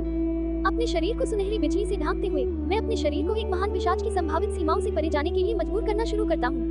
मुझे लगता है कि किरणें मेरे शरीर में प्रवेश कर रही हैं और बिजली के छोटे छोटे झटकों से इसे प्रभावित कर रही हैं। यह एक आत्म विनाशकारी तकनीक है जिसका उपयोग केवल मैं ही कर सकता हूँ। ये तकनीक मेरी गति को ध्वनि की सीमा से ऊपर बढ़ा देती है। मैं अपने पैरों से हवा में लात मारता हूँ और अचानक वे दोनों एक ध्वनि बूम सुनते हैं। बूम, मुझे लगता है कि महिला के बाल टूट रहे हैं और मुझे छोड़ रहे हैं। जब मैं मुक्त होता हूँ तो मैं अपनी गति का उपयोग करता हूँ और मारिया के पीछे दिखाई देता हूँ। मैं अभी कार्लोस को खत्म करने का मुंह कर रहा था, लेकिन जब मैंने भागते समय उसके शरीर को घनी सुनहरी ऊर्जा से ढांकते देखा तो मैंने अपना विचार बदल दिया। और यहाँ कार्लोस को मारने का ये निर्णय मुझे संतुष्ट नहीं करेगा। उसे पीड़ा सहनी होगी, उसे अपने साथी को कुछ ऐसा बनते देखना होगा जिसका वह शिकार करता है। मैंने मारिया की गर्दन पर काटा और जब उसे एहसास हुआ कि क्या होने वाला है तो वह चिल्लाई। नहीं, मैंने जज हाउंड की हताश चीख सुनी और इससे मैंने उसकी गर्दन को और भी जोर से काटा और उसे और भी चिल्लाने पर मजबूर कर दिया। मारिया! कार्लोस हमारी ओर भागा, लेकिन जिस क्षण उसने मारिया की मदद करने के लिए कुछ करना चाहा, मैं गायब हो गया। शापित हो पिशाचों को! जज हाउंड की चीख विडंबनापूर्ण रूप से शैतान की चीख की तरह थी और मुझे नहीं पता कि क्यों, लेकिन मैं जोर से हंसने लगा और मेरी आंखों में आंसू थे। भाड़ में जाओ, घटिया कुत्ते! मैंने चिल्लाते हुए भागा। साशा की हवेली से कुछ किलोमीटर दूर साशा ने मारिया को जमीन पर फेंक दिया और मारिया की गर्दन के चारों ओर लगे क्रूस को फाड़ दिया। फिर उसने अपनी उंगली काट ली और खून की एक बूंद जमीन पर गिर गई। जब ये बूंद जमीन पर गिरती है तो एक जादुई घेरा बन जाता है। मैंने तुम्हारे लिए उचित सामग्री तैयार नहीं की ताकि तुम मेरी पूर्ण विकसित दासी बन सको, लेकिन कौन परवाह करता है। इससे तुम वही बन जाओगे जिससे तुम सबसे अधिक नफरत करते हो, एक पिशाच, और एक सामान्य पिशाच से भी बदतर, तुम एक दोषपूर्ण पिशाच बन जाओगे। उसने मुस्कुराते हुए कहा, जिससे उसके सभी तीखे दांत दिखाई दे रहे थे और उसके चेहरे से छोटे छोटे आंसू बह रहे थे। मारिया के बेहोश होने से पहले आखिरी दृश्य साशा की छवि थी, जो एक पागल मुस्कान के साथ उसे देखकर मुस्कुरा रही थी और उसके चेहरे से आंसू बह रहे थे। ... काव्या ने साशा के मुंह से पूरी कहानी चुपचाप सुनी, शुरू से अंत तक। काव्या के हाव भाव में कोई बदलाव नहीं आया, लेकिन जब उसने जूलिया के शरीर की स्थिति सुनी तो काव्या के उदासीन माहौल में अचानक हत्या के इरादे से विस्फोट हो गया। काव्या ने मारिया को देखा, जो भूतपूर्व पिशाच हत्यारी थी और अब वह बन गई है जिसे मारने की उसने कसम खाई थी। काव्या के हाव भाव उदासीन रहे, लेकिन उसके माहौल ने वह सब कुछ कह दिया जो उसे जानना था। वह गुस्से में थी। मारिया, साशा की नई नौकरानी, बस काव्या को गंभीर आंखों से देख रही थी। ऐसा लग रहा था कि वह काव्या की हत्या करने के इरादे से प्रभावित नहीं थी, लेकिन अगर हम तीखी आंखों से देखें तो हम सभी मारिया के चेहरे से पसीने की छोटी छोटी बूंदें गिरती हुई देख पाएंगे। मारिया की सहज प्रवृत्ति उसे कुछ करने के लिए चिल्ला रही थी, लेकिन दुर्भाग्य से मालिक का आदेश निरपेक्ष था। वह कुछ नहीं कर सकती थी। जब से वह साशा की नौकर बनी थी, तब से कुलीन पिशाच ने उसे हमेशा कसकर बांध रखा था। उसने हमेशा उसे पास रहने का आदेश दिया था। एक चाल, जज के कुत्ते जितना मैंने सोचा था उससे कहीं ज्यादा सक्रिय है। पर्दे के पीछे कुछ चल रहा है, काव्या ने तटस्थ स्वर में कहा और साशा को देखा। उसकी हत्या करने की मंशा अचानक गायब हो गई, लेकिन साशा काव्या की आंखों में देखकर पता चल गया कि उसका गुस्सा अभी भी शांत नहीं हुआ है। हाँ, मेरी नौकरानी के अनुसार ल्यूसी नाम के एक व्यक्ति ने जज से बहुत कीमती चीज चुराई है। दुर्भाग्य से मुझे ये जानकारी नहीं मिल पाई कि वह कुछ क्या है। मेरी नौकरानी को कुछ भी नहीं पता था। साशा ने मेरी नौकरानी शब्द के प्रति तिरस्कार दिखाते हुए तटस्थ भाव से कहा, क्या तुम इस बारे में निश्चित हो? काव्या ने उससे पूछा। साशा ने अपने कार्यों से प्रदर्शन करने का फैसला किया। उसने मारिया की ओर देखा, फिर साशा की आंखें चमकने लगी। मुझे बताओ कि तुम अपने प्रेमी के साथ क्या करने की योजना बना रही थी? हम अगले साल शादी करने और बच्चे पैदा करने की योजना बना रहे थे, मारिया ने रोबोट की तरह कहा और उसकी आंखें लाल हो गईं। साशा की मुस्कान इन शब्दों को सुनकर घृणा भरी मुस्कान में बदल गई। वह कुछ योजना बना रही थी और काव्या ने उसकी मुस्कान को नोटिस किया। जब तुमने मेरी पूर्व मुख्य नौकरानी को मार डाला तो तुम्हें कैसा लगा? और तुम्हारा क्या ख्याल था? उस जाल को बनाने का उद्देश्य क्या था? कुछ नहीं, मुझे कुछ भी महसूस नहीं होता। आखिरकार ये सिर्फ एक काम है। कार्लोस ने हवेली पर सीधा हमला किया और सभी नौकरों को मार डाला, जबकि मैंने पिशाच नौकरानी का सिर काट दिया और अपने तारों से जाल बिछा दिया। हमारा लक्ष्य फुलेगर कबीले की उत्तराधिकारी को पकड़ना था। रुको, मैं तुम्हारी बात समझती हूँ, काव्या ने तटस्थ स्वर में कहा। वह समझ गई कि साशा उसे यह क्यों दिखा रही थी। साशा इन हरकतों से काव्या को बताना चाहती थी कि नई नौकरानी उसके नियंत्रण में है। ओह, लेकिन अब यह अच्छे हिस्से पर आ रहा था। साशा ने ऐसे बात की जैसे ये सब एक बड़ा मजाक हो। वह स्पष्ट रूप से अपने दिमाग में ठीक नहीं थी। जारी रखो, तुम मुझे क्यों पकड़ना चाहते थे? साशा ने आदेश दिया। इंक्विजिशन को जानकारी मिली कि कबीले फुलेगर के नेता ने पिशाच काउंट के रूप में अपना पद खो दिया और एक साधारण कुलीन पिशाच बन गया। जांचकर्ताओं ने फैसला किया कि यह संयुक्त राज्य अमेरिका में स्थित उनकी उत्तराधिकारी को पकड़कर इस कबीले को और कमजोर करने का एक अच्छा अवसर होगा। मारिया की बात सुनकर काव्या की आंखें चौड़ी हो गईं। उसके हमेशा स्थिर चेहरे पर हैरान करने वाले भाव को देखकर साशा टूटे हुए स्वर में टिप्पणी करने से खुद को नहीं रोक पाती, क्योंकि उसकी आंखें लगातार खून से लाल से हरे रंग में बदल रही थी। हाँ, मजेदार है ना?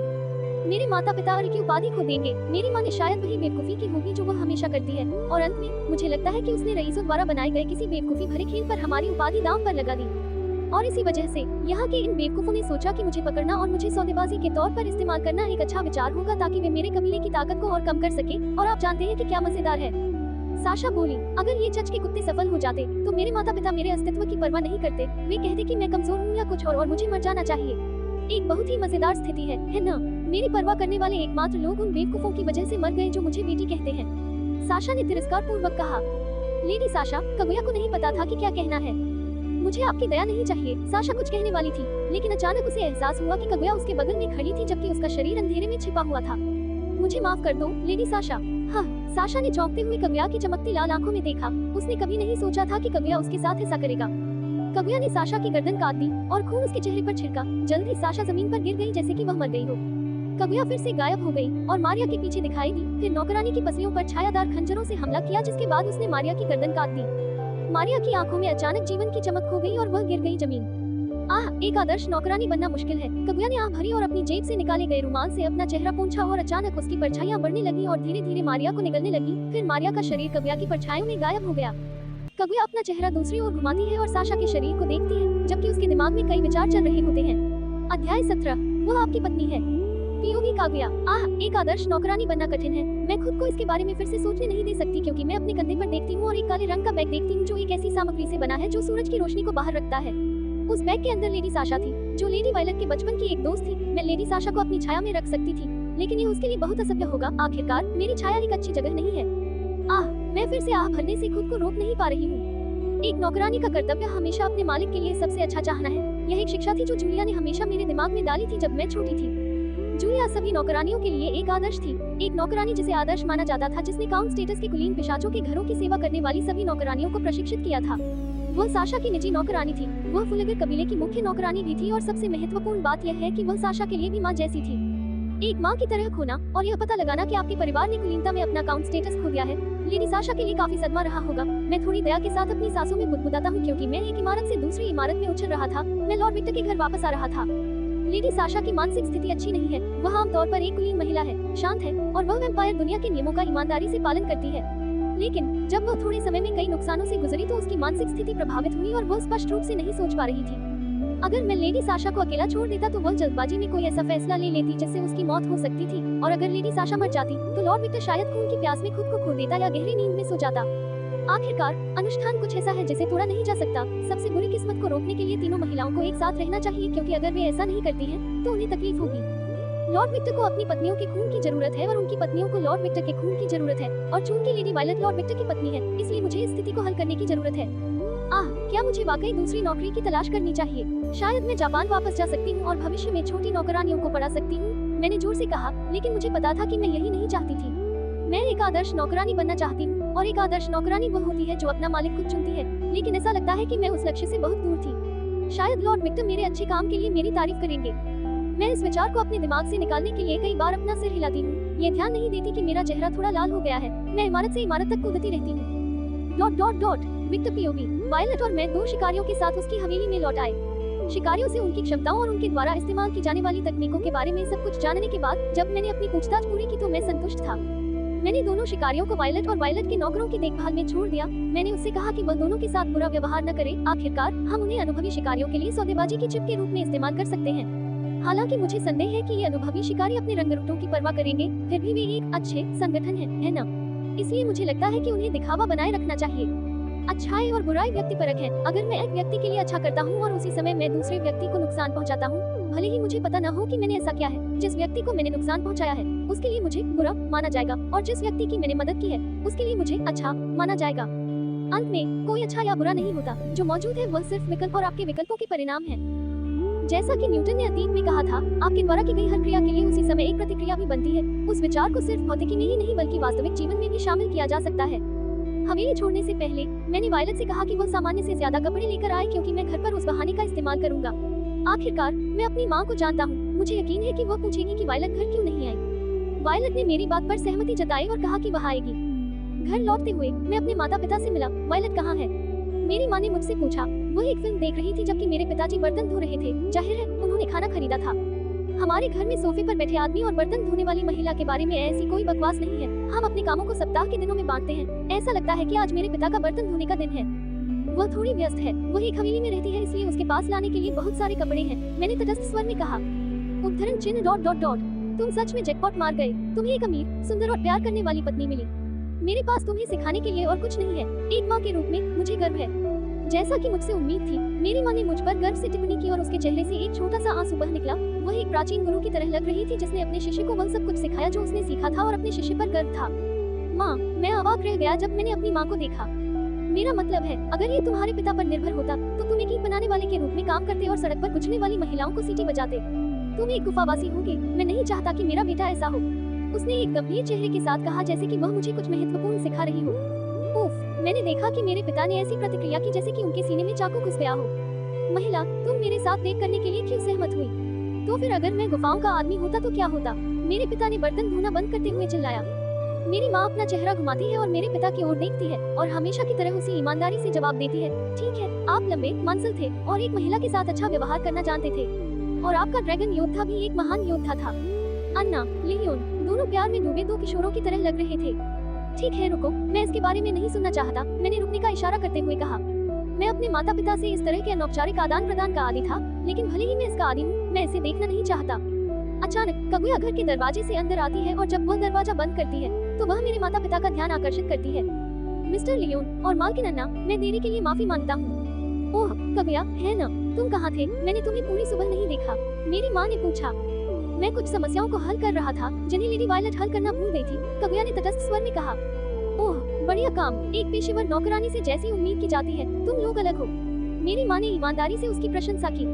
ऐसा लगता है कि मेरी माँ की तारीफ काम कर गई, क्योंकि कगुया ने एक छोटी सी संतुष्ट मुस्कान बिखेरी और अपने सामान्य तटस्थ स्वर में बोली, जैसे कि वह अपनी छाती फुला रही हो, यह मेरे लिए आसान है। उमू, घर में आओ, बात करते हैं, मेरी माँ ने बड़ी मुस्कान के साथ कहा और कगुया को अपने पास बुलाया। दुर्भाग्य से मैं अभी ऐसा नहीं कर सकती, मैं काम कर रही हूँ, कगुया ने मेरी बाहों को पकड़ते हुए कहा। मैं कगुया के रवैये से थोड़ा हैरान हूँ। ओह, मेरी माँ ने एक अर्थपूर्ण मुस्कान दिखाई। मैं उसकी मुस्कान को देखता हूँ और तुरंत समझ जाता हूँ कि वह क्या सोच रही है। क्या तुम किसी और लड़की के पीछे पड़े हो? क्या होगा अगर वायलट को इस बारे में पता चल गया? सावधान रहो, मैं तुम्हारे निजी जीवन में दखल नहीं दूंगी, लेकिन मैं नहीं चाहती कि कोई बच्चा अपनी पत्नी के हाथों मारा जाए। मुझे कैसे पता कि उसने ऐसा कहा था? खैर, अतीत में वह और मैं भविष्य के बारे में बहुत बात करते थे और उसने वही शब्द कहे। उसने कहा कि वह मेरे निजी जीवन में दखल नहीं देगी। आखिरकार मैं भविष्य में एक वयस्क हो जाऊंगा। वह बस नहीं चाहती थी कि वह जो त्रासदी उसने एनीमे में देखी थी वह उसकी महिला प्रेमी बेटे के साथ दोहराई जाए। मुझे बहुत नुकसान हुआ जिस दिन उसने महिलाकरण शब्द कहा। उस समय मैं एक मक्खी भी नहीं पकड़ सकता था, एक महिला को पकड़ना तो दूर की बात है। लॉर्ड विक्टर, हमारे पास एक समस्या है, कगुया ने धीमी आवाज में कहा और उसने मुझे गंभीर भाव से देखा। कगुया के गंभीर भाव को देखकर मैं समझ गया कि कुछ गंभीर हुआ है और कगुया को किसी काम के लिए मेरी जरूरत है। आखिरकार वह एक गंभीर नौकरानी है और वह किसी समस्या के बारे में मजाक नहीं करेगी। मैंने अपना सिर हिलाकर संकेत दिया कि मैं समझ गया हूँ और मैंने अपने माता पिता से कहा, मैं कगुया के साथ कुछ काम करूंगा, मैं जल्द ही वापस आ जाऊंगा, ख्याल रखना। मेरी माँ ने मुझे हाथ हिलाते हुए कहा, लेकिन अचानक उसने ऐसा भाव बनाया जैसे उसे कुछ याद आ गया हो और वह चिल्लाई, विक्टर, तुम्हें जैक को पशु चिकित्सक के पास ले जाना चाहिए, उसे तुम्हारी याद आ रही होगी। ओह, मैं अपनी बिल्ली के बारे में पूरी तरह से भूल गया था। मैंने अपने सिर पर हाथ मारा। अब जब मैंने इसके बारे में सोचना बंद कर दिया है तो मुझे उस रोएदार फर को सहलाना याद आ रहा है। ये तय करते हुए कि मैं बाद में जैक को पशु चिकित्सक के पास से ले जाऊंगा, मैं कगुया के साथ बाहर चला गया। जब विक्टर कगुया के साथ अपने घर से निकला तो वे एक गुप्त मार्ग में प्रवेश कर गए जो एक दीवार के करीब था और जल्द ही वे धीरे धीरे घर के तहखाने में उतर गए। क्या आपको लगता है कि विक्टर कगुया के साथ कुछ कर रहा है? लियोन ने उत्सुकता से पूछा जब उसने घर का दरवाजा बंद होते देखा। मुझे संदेह है, मैं अपने बेटे को जानता हूँ, मैंने उसे एक वफादार आदमी बनने के लिए पाला है। अगर उसकी शादी वायलट जैसी खूबसूरत महिला से हुई है तो वह दूसरी महिला के पीछे नहीं भागेगा, शायद कुछ हुआ है। विक्टर की माँ अन्ना ने बेपरवाह भाव से कहा। मैं समझ गया, लियोन ने कहा और फिर बर्तन धोना जारी रखा। रुको, वे शादीशुदा हैं, है ना? लेकिन शादी समारोह क्यों नहीं हुआ? उसने बर्तन धोते हुए कहा। लेकिन जब उसे एहसास हुआ कि वह क्या कह रहा है तो उसने अन्ना की ओर देखा। अचानक अन्ना को ऐसा लगा जैसे उसे बिजली का झटका लगा हो। वह रुक गई और चमकती आंखों से लियोन को देखने लगी। ऐसा लग रहा था जैसे उसके पास करने के लिए कुछ दिलचस्प हो। लियोन ने ये देखकर सोचा, oh shit, I am sorry बेटा, डॉट डॉट डॉट, उद्धरण चिन्ह डॉट डॉट डॉट। मुझे नहीं पता था कि नौकरानी के काम में खूबसूरत महिलाओं का अपहरण करना शामिल है। क्या यह एक नई तरह की बुतपस्ती है? मैंने कगुया से पूछा, जिसने मेरी बात को अनसुना करते हुए दो अलग अलग बिस्तरों पर सो रही दो गोरी महिलाओं को देखा। पहली गोरी महिला ने आधुनिक नौकरानी की पोशाक पहनी हुई थी जो कगुया की तरह दिख रही थी, और दूसरी महिला वह सुंदर थी, वायलट के विपरीत। उसके छोटे सुनहरे बाल थे जो उसकी गर्दन तक पहुंचते थे, बहुत गोरी त्वचा, मोटी जांघें और बड़े स्तन थे। उसने 2 बटन वाली कॉलर वाली लंबी आस्तीन वाली काली रेशमी शर्ट पहनी हुई थी जो गर्दन के बीच तक जाती थी। उसके स्तनों के बीच में एक सफेद चौकोर आकार की टाइल थी जिसके किनारों पर सोने की कढ़ाई की गई थी।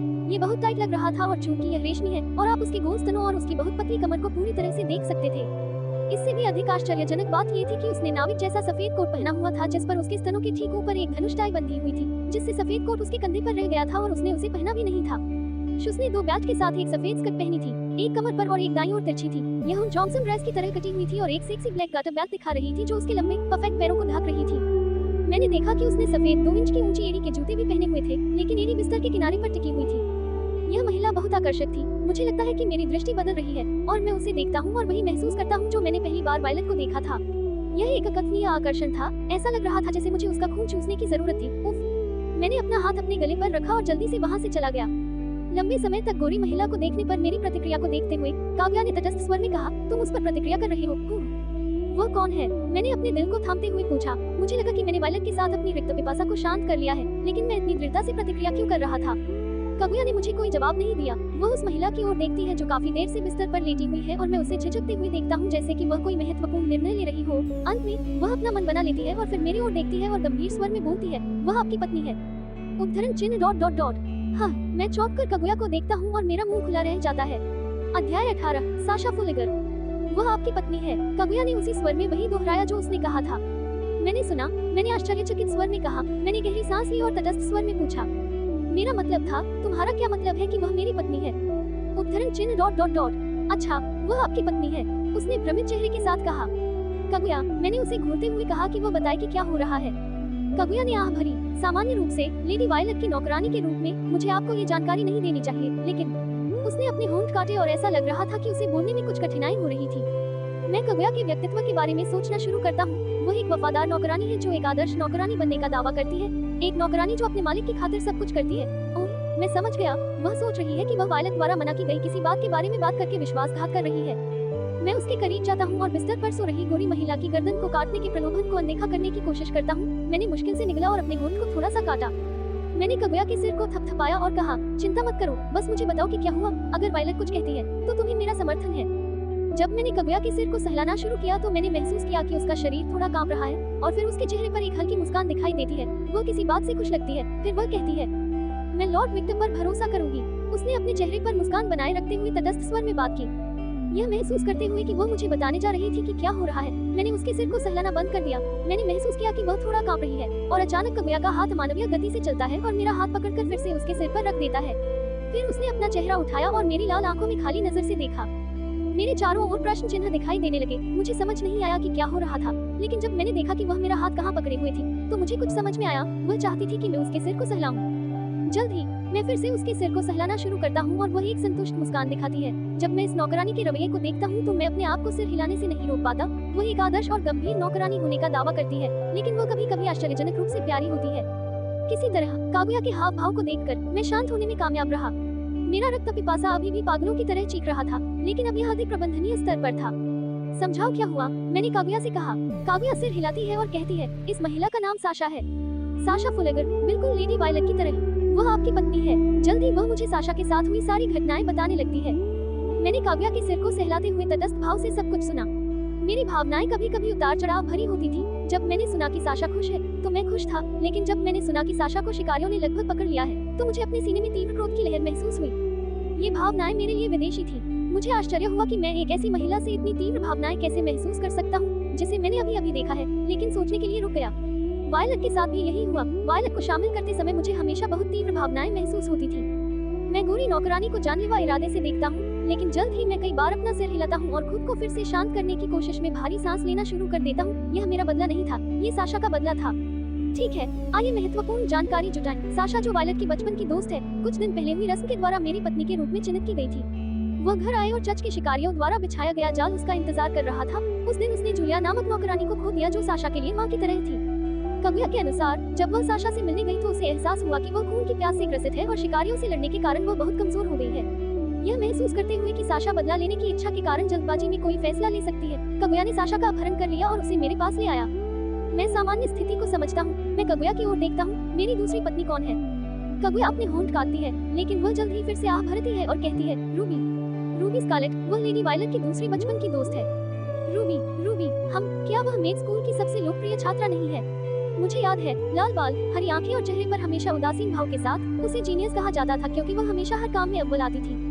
वह कॉलेज के लड़कों के बीच बहुत लोकप्रिय थी। उसे अछूत लाल फूल कहा जाता था। अफवाहों के अनुसार अतीत में कई पुरुषों ने उसे प्रपोज किया था, लेकिन वे सभी ठुकरा दिए गए और कुछ और आग्रही पुरुष अचानक पृथ्वी के चेहरे से गायब हो गए।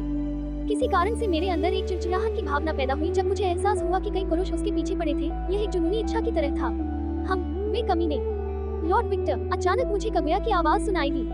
मैं अपने विचारों से जागता हूँ और काव्या को देखता हूँ। यह महसूस करते हुए कि मैं फिर से भावनाओं के समुद्र में गिर रहा था, मैं थोड़ा मुस्कुराता हूँ और कहता हूँ, धन्यवाद कागुया। मैंने उसके सिर को जोर से सहलाया। मैंने देखा कि वह और भी अनियमित रूप से सांस ले रही थी और उसके चेहरे पर एक छोटी सी मुस्कान थी। वह वायलट की तरह सांस नहीं ले रही थी, ये कुछ शांत थी।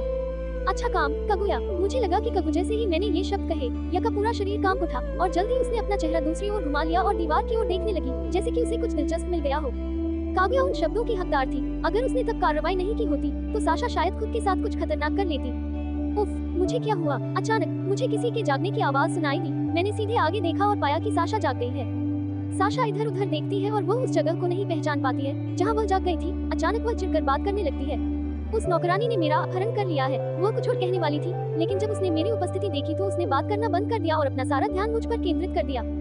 साशा की नीलम नीली आंखें खून की लालिमा में बदलने लगती हैं। वह बहुत ज्यादा हवा अंदर लेती है और धीरे धीरे अपने फेफड़ों में मौजूद हवा को बाहर निकालना शुरू कर देती है। जब उसने सांस अंदर ली, तो मैंने देखा कि हवा सामान्य से कहीं ज्यादा गर्म थी। यहाँ तक कि जब वह उसके मुंह से बाहर आई, तो उसमें एक छोटा सा गर्म कोहरा भी बन गया। उसका चेहरा लाल होने लगा और वह अपनी लाल आंखों को मुझ पर टिकाए रखते हुए अनियमित रूप से सांस लेने लगी। मैं भी बेहतर स्थिति में नहीं था। मेरा शरीर गर्म था, मेरा गला सूख गया था, मेरा पूरा शरीर मुझसे चिल्ला रहा था कि मैं खुद को रोक लूं और उस महिला पर हमला करूं और उसका खून पीऊं। उफ, लॉर्ड विक्टर, तुम मुझे चोट पहुंचा रहे हो, कागुया ने तटस्थ स्वर में कहा। जब साशा और मैंने कागुया की आवाज सुनी, तो हम दोनों अपनी बेहोशी से जाग गए। मैंने नीचे देखा और महसूस किया कि मैं कागुया को बहुत जोर से दबा रहा था। मैंने ये भी देखा कि कागुया ने झूठ बोला था कि उसे चोट लगी है। मुझे लगता है कि उसने मुझे और साशा को हमारी दुनिया से जागने के लिए कहा था। उद्धरण चिन्ह dot dot dot. Sir Sasha, ठीक है, मैंने थोड़ा हकलाते हुए कहा। उद्धरण चिन्ह डॉट डॉट डॉट। हाँ, मैं साशा हूँ। उसने अचानक जोर से बोलते हुए अपना हाथ उठाया, जैसे कि वह प्राथमिक विद्यालय में हो और शिक्षक ने उससे कुछ पूछा हो। यह महसूस करते हुए कि उसने अभी क्या किया है, वह अपना चेहरा दूसरी ओर घुमाती है और मुझे अनदेखा करती है। मैंने देखा कि उसका पूरा चेहरा लाल हो गया था और उसकी उस अभिव्यक्ति को देखकर कुछ ऐसा लगता है जैसे मेरे दिल में चुप रहा हो और मैं ईमानदारी से टिप्पणी करने से खुद को रोक नहीं पाया।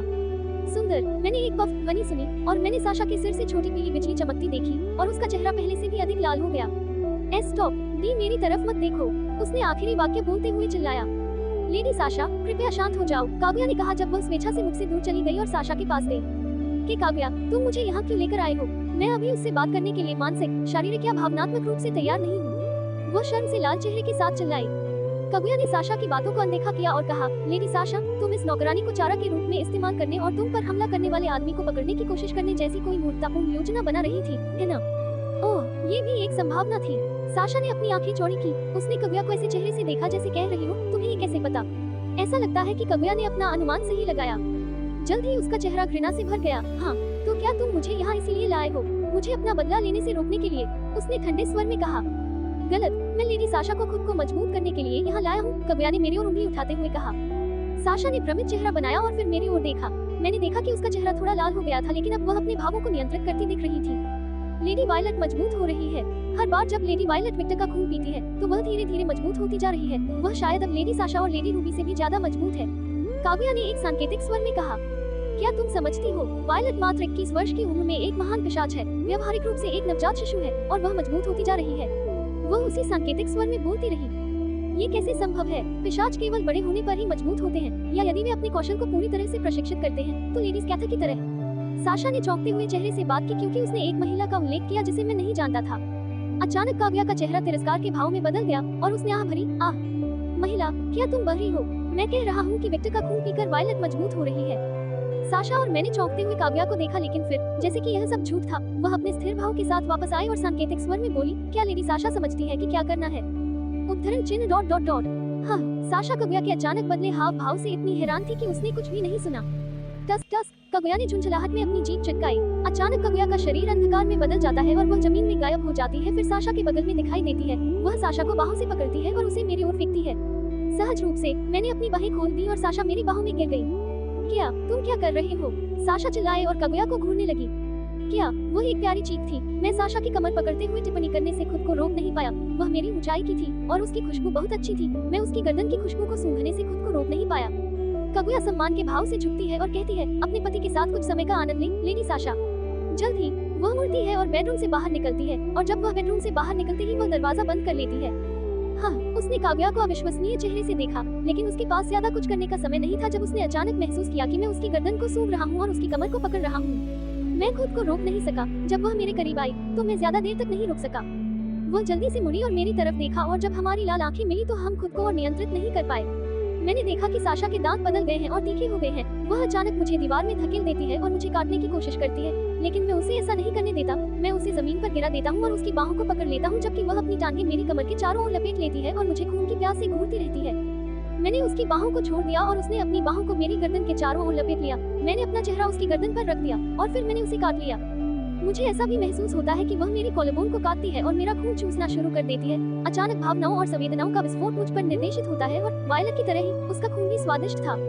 अगर वायलट का खून दुनिया के सबसे प्रसिद्ध शेफ द्वारा बनाए गए भोजन जैसा था, तो मुझे लगता है कि साशा का खून सबसे प्राकृतिक स्वाद वाला था।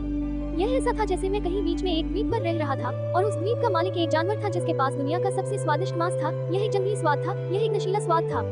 जैसे ही मैंने साशा का खून पिया, मैं महसूस कर सकता था कि मेरे शरीर में एक कमजोर बंधन मजबूत होने लगा है। मैं अब साशा के पूरे अस्तित्व को महसूस और समझ सकता था। उसकी भावनाएं, उसके विचार, मैं उन्हें वैसे ही समझ सकता था जैसे मैं वायलट को समझता था। मुझे समझ में आया कि साशा किस तरह की महिला है। अचानक मेरी दुनिया लाल हो गई। मुझे एहसास हुआ कि यह वायलट जैसा ही है, लेकिन वायलट के विपरीत मैं चारों ओर देख सकता था। ये जगह उस सुपरमार्केट की तरह लग रही थी जहाँ मैं अतीत में गया था जब मेरी माँ ने मुझे खाना खरीदने के लिए कहा था। क्या तुम्हें यकीन है? साशा ने पूछा और मेरी ओर देखा जो लेटा हुआ था। मेरे हाथ पर एक बहुत बड़ा घाव था, जैसे कि मुझ पर किसी जंगली जानवर के पंजे से हमला किया जा रहा हो। हाँ, मैं उसे अपना दाल बनाऊंगी, वायलट ने प्यार भरी मुस्कान के साथ कहा। साशा अचानक दूर देखती है और मैं उसकी निगाहों का अनुसरण करता हूँ। जल्द ही मुझे रूबी दिखाई देती है, लंबे लाल बाल, कामुक शरीर और हरी आंखों वाली एक महिला। तुम इस बारे में क्या सोचती हो? चाहे मैं कुछ भी सोचूं, वायलट अपना मन नहीं बदलेगी। हमें उसका समर्थन करना चाहिए। इसके अलावा मैं पहले से ही अनुष्ठान के लिए सामग्री लेकर आई हूँ। रूबी ने तटस्थ स्वर में बात की और एक काले बैग की ओर इशारा किया जो विभिन्न वस्तुओं से भरा हुआ लग रहा था। साशा रूबी के शब्दों से सहमति में अपना सिर हिलाती है, फिर वह मेरी ओर देखती है और थोड़ी दया के साथ कहती है, ठीक है, तुम एक पिशाच की तरह रहना बेहतर समझोगी बजाय इसके कि गीले कुत्ते की बदबू वाला प्राणी बन जाओ। जल्द ही दृष्टि बदल जाती है और मैं उसी इमारत में हूँ जहाँ मैं बदल गया था। सब कुछ वैसा ही होता है जैसा मैंने वायलट की दृष्टि में देखा था, लेकिन अब मैं देख रहा हूँ कि वायलट को काटने के बाद क्या हुआ। मैंने रूबी को देखा और गायब हो गया। रूबी ने प्रतिक्रिया करने और खुद का बचाव करने की कोशिश की, लेकिन ऐसा लगता है कि मैं तेज था। मैं रूबी के सामने आता हूँ और उसे गले लगाता हूँ, फिर मैं उसकी गर्दन काटता हूँ। आह, रूबी कराहती है और अपनी बाहें मेरी गर्दन के चारों ओर लपेटती है। फिर मैं देखता हूँ कि रूबी की नजर एक गर्म और खतरनाक नजर में बदल जाती है। वह तीखे दांतों से भरी मुस्कान के साथ मुस्कुराती है और मुझे काटती है। नहीं, वायलट पागल आवाज में चिल्लाई। वायलट अचानक साशा को देखती है, उसकी आंखें लाल हो जाती हैं। यहाँ से भाग जाओ साशा, भागो अभी। वायलट अपनी गति का उपयोग करती है और मेरे पास आती है। मेरे बगल में आकर वह मुझे रूबी से अलग करने की कोशिश करती है, लेकिन ऐसा लगता है कि मैं ज्यादा ताकतवर था और वह मुझे रूबी से अलग नहीं कर पाई। भाड़ में जाओ। साशा जो हैरान आंखों से रूबी और मुझे देख रही थी, वायलट की ओर देखती है जो मुझे रूबी से अलग करने की कोशिश कर रही थी, एक उलझन भरे चेहरे के साथ। हाँ, मैं देख सकता था कि वह वास्तव में उलझन में थी। साशा, भागो अभी। वायलट ने इस बार आदेश दिया क्योंकि उसके चारों ओर का माहौल भारी और अधिक खतरनाक हो गया था। साशा के चारों ओर बिजली चमकने लगी और उसने भागने की कोशिश की, लेकिन अचानक मैं गायब हो गया और साशा के पीछे दिखाई दिया। मैंने उसे पीछे से पकड़ लिया और उसकी गर्दन पर काट लिया। आह, साशा मेरे सिर को पकड़ते हुए कराहती है। अचानक साशा की आंखें खून से लाल हो जाती हैं। मैंने साशा को काटना बंद कर दिया और वह एक विकृत मुस्कान के साथ अपने तीखे दांत दिखाते हुए मेरी ओर मुड़ी। उसने खून साफ करने के लिए कामुक इशारे से मेरी गर्दन को चाटा और फिर मुझे काट लिया। मैंने भी उसे कसकर गले लगाते हुए उसे काट लिया। कुतिया, वायलट गुस्से में चिल्लाने लगी क्योंकि उसके आसपास का माहौल गर्म होने लगा था। वह बहुत गुस्से में थी, उसका चेहरा गुस्से में विकृत हो गया था और वह हताशा में अपने होंठ काट रही थी। अपने हाथ के इशारे से वायलट उसके चारों ओर कई आग के गोले बनाती है। मर जाओ कुतिया। मैंने साशा को काटना बंद कर दिया और वायलट को देखा क्योंकि मैंने कुछ कहने के लिए अपना मुंह खोला। मैं समझ नहीं पा रहा था कि यह क्या है क्योंकि मेरे आसपास की दुनिया बिखरने लगी है। अध्याय 19, साशा फुल कर दो।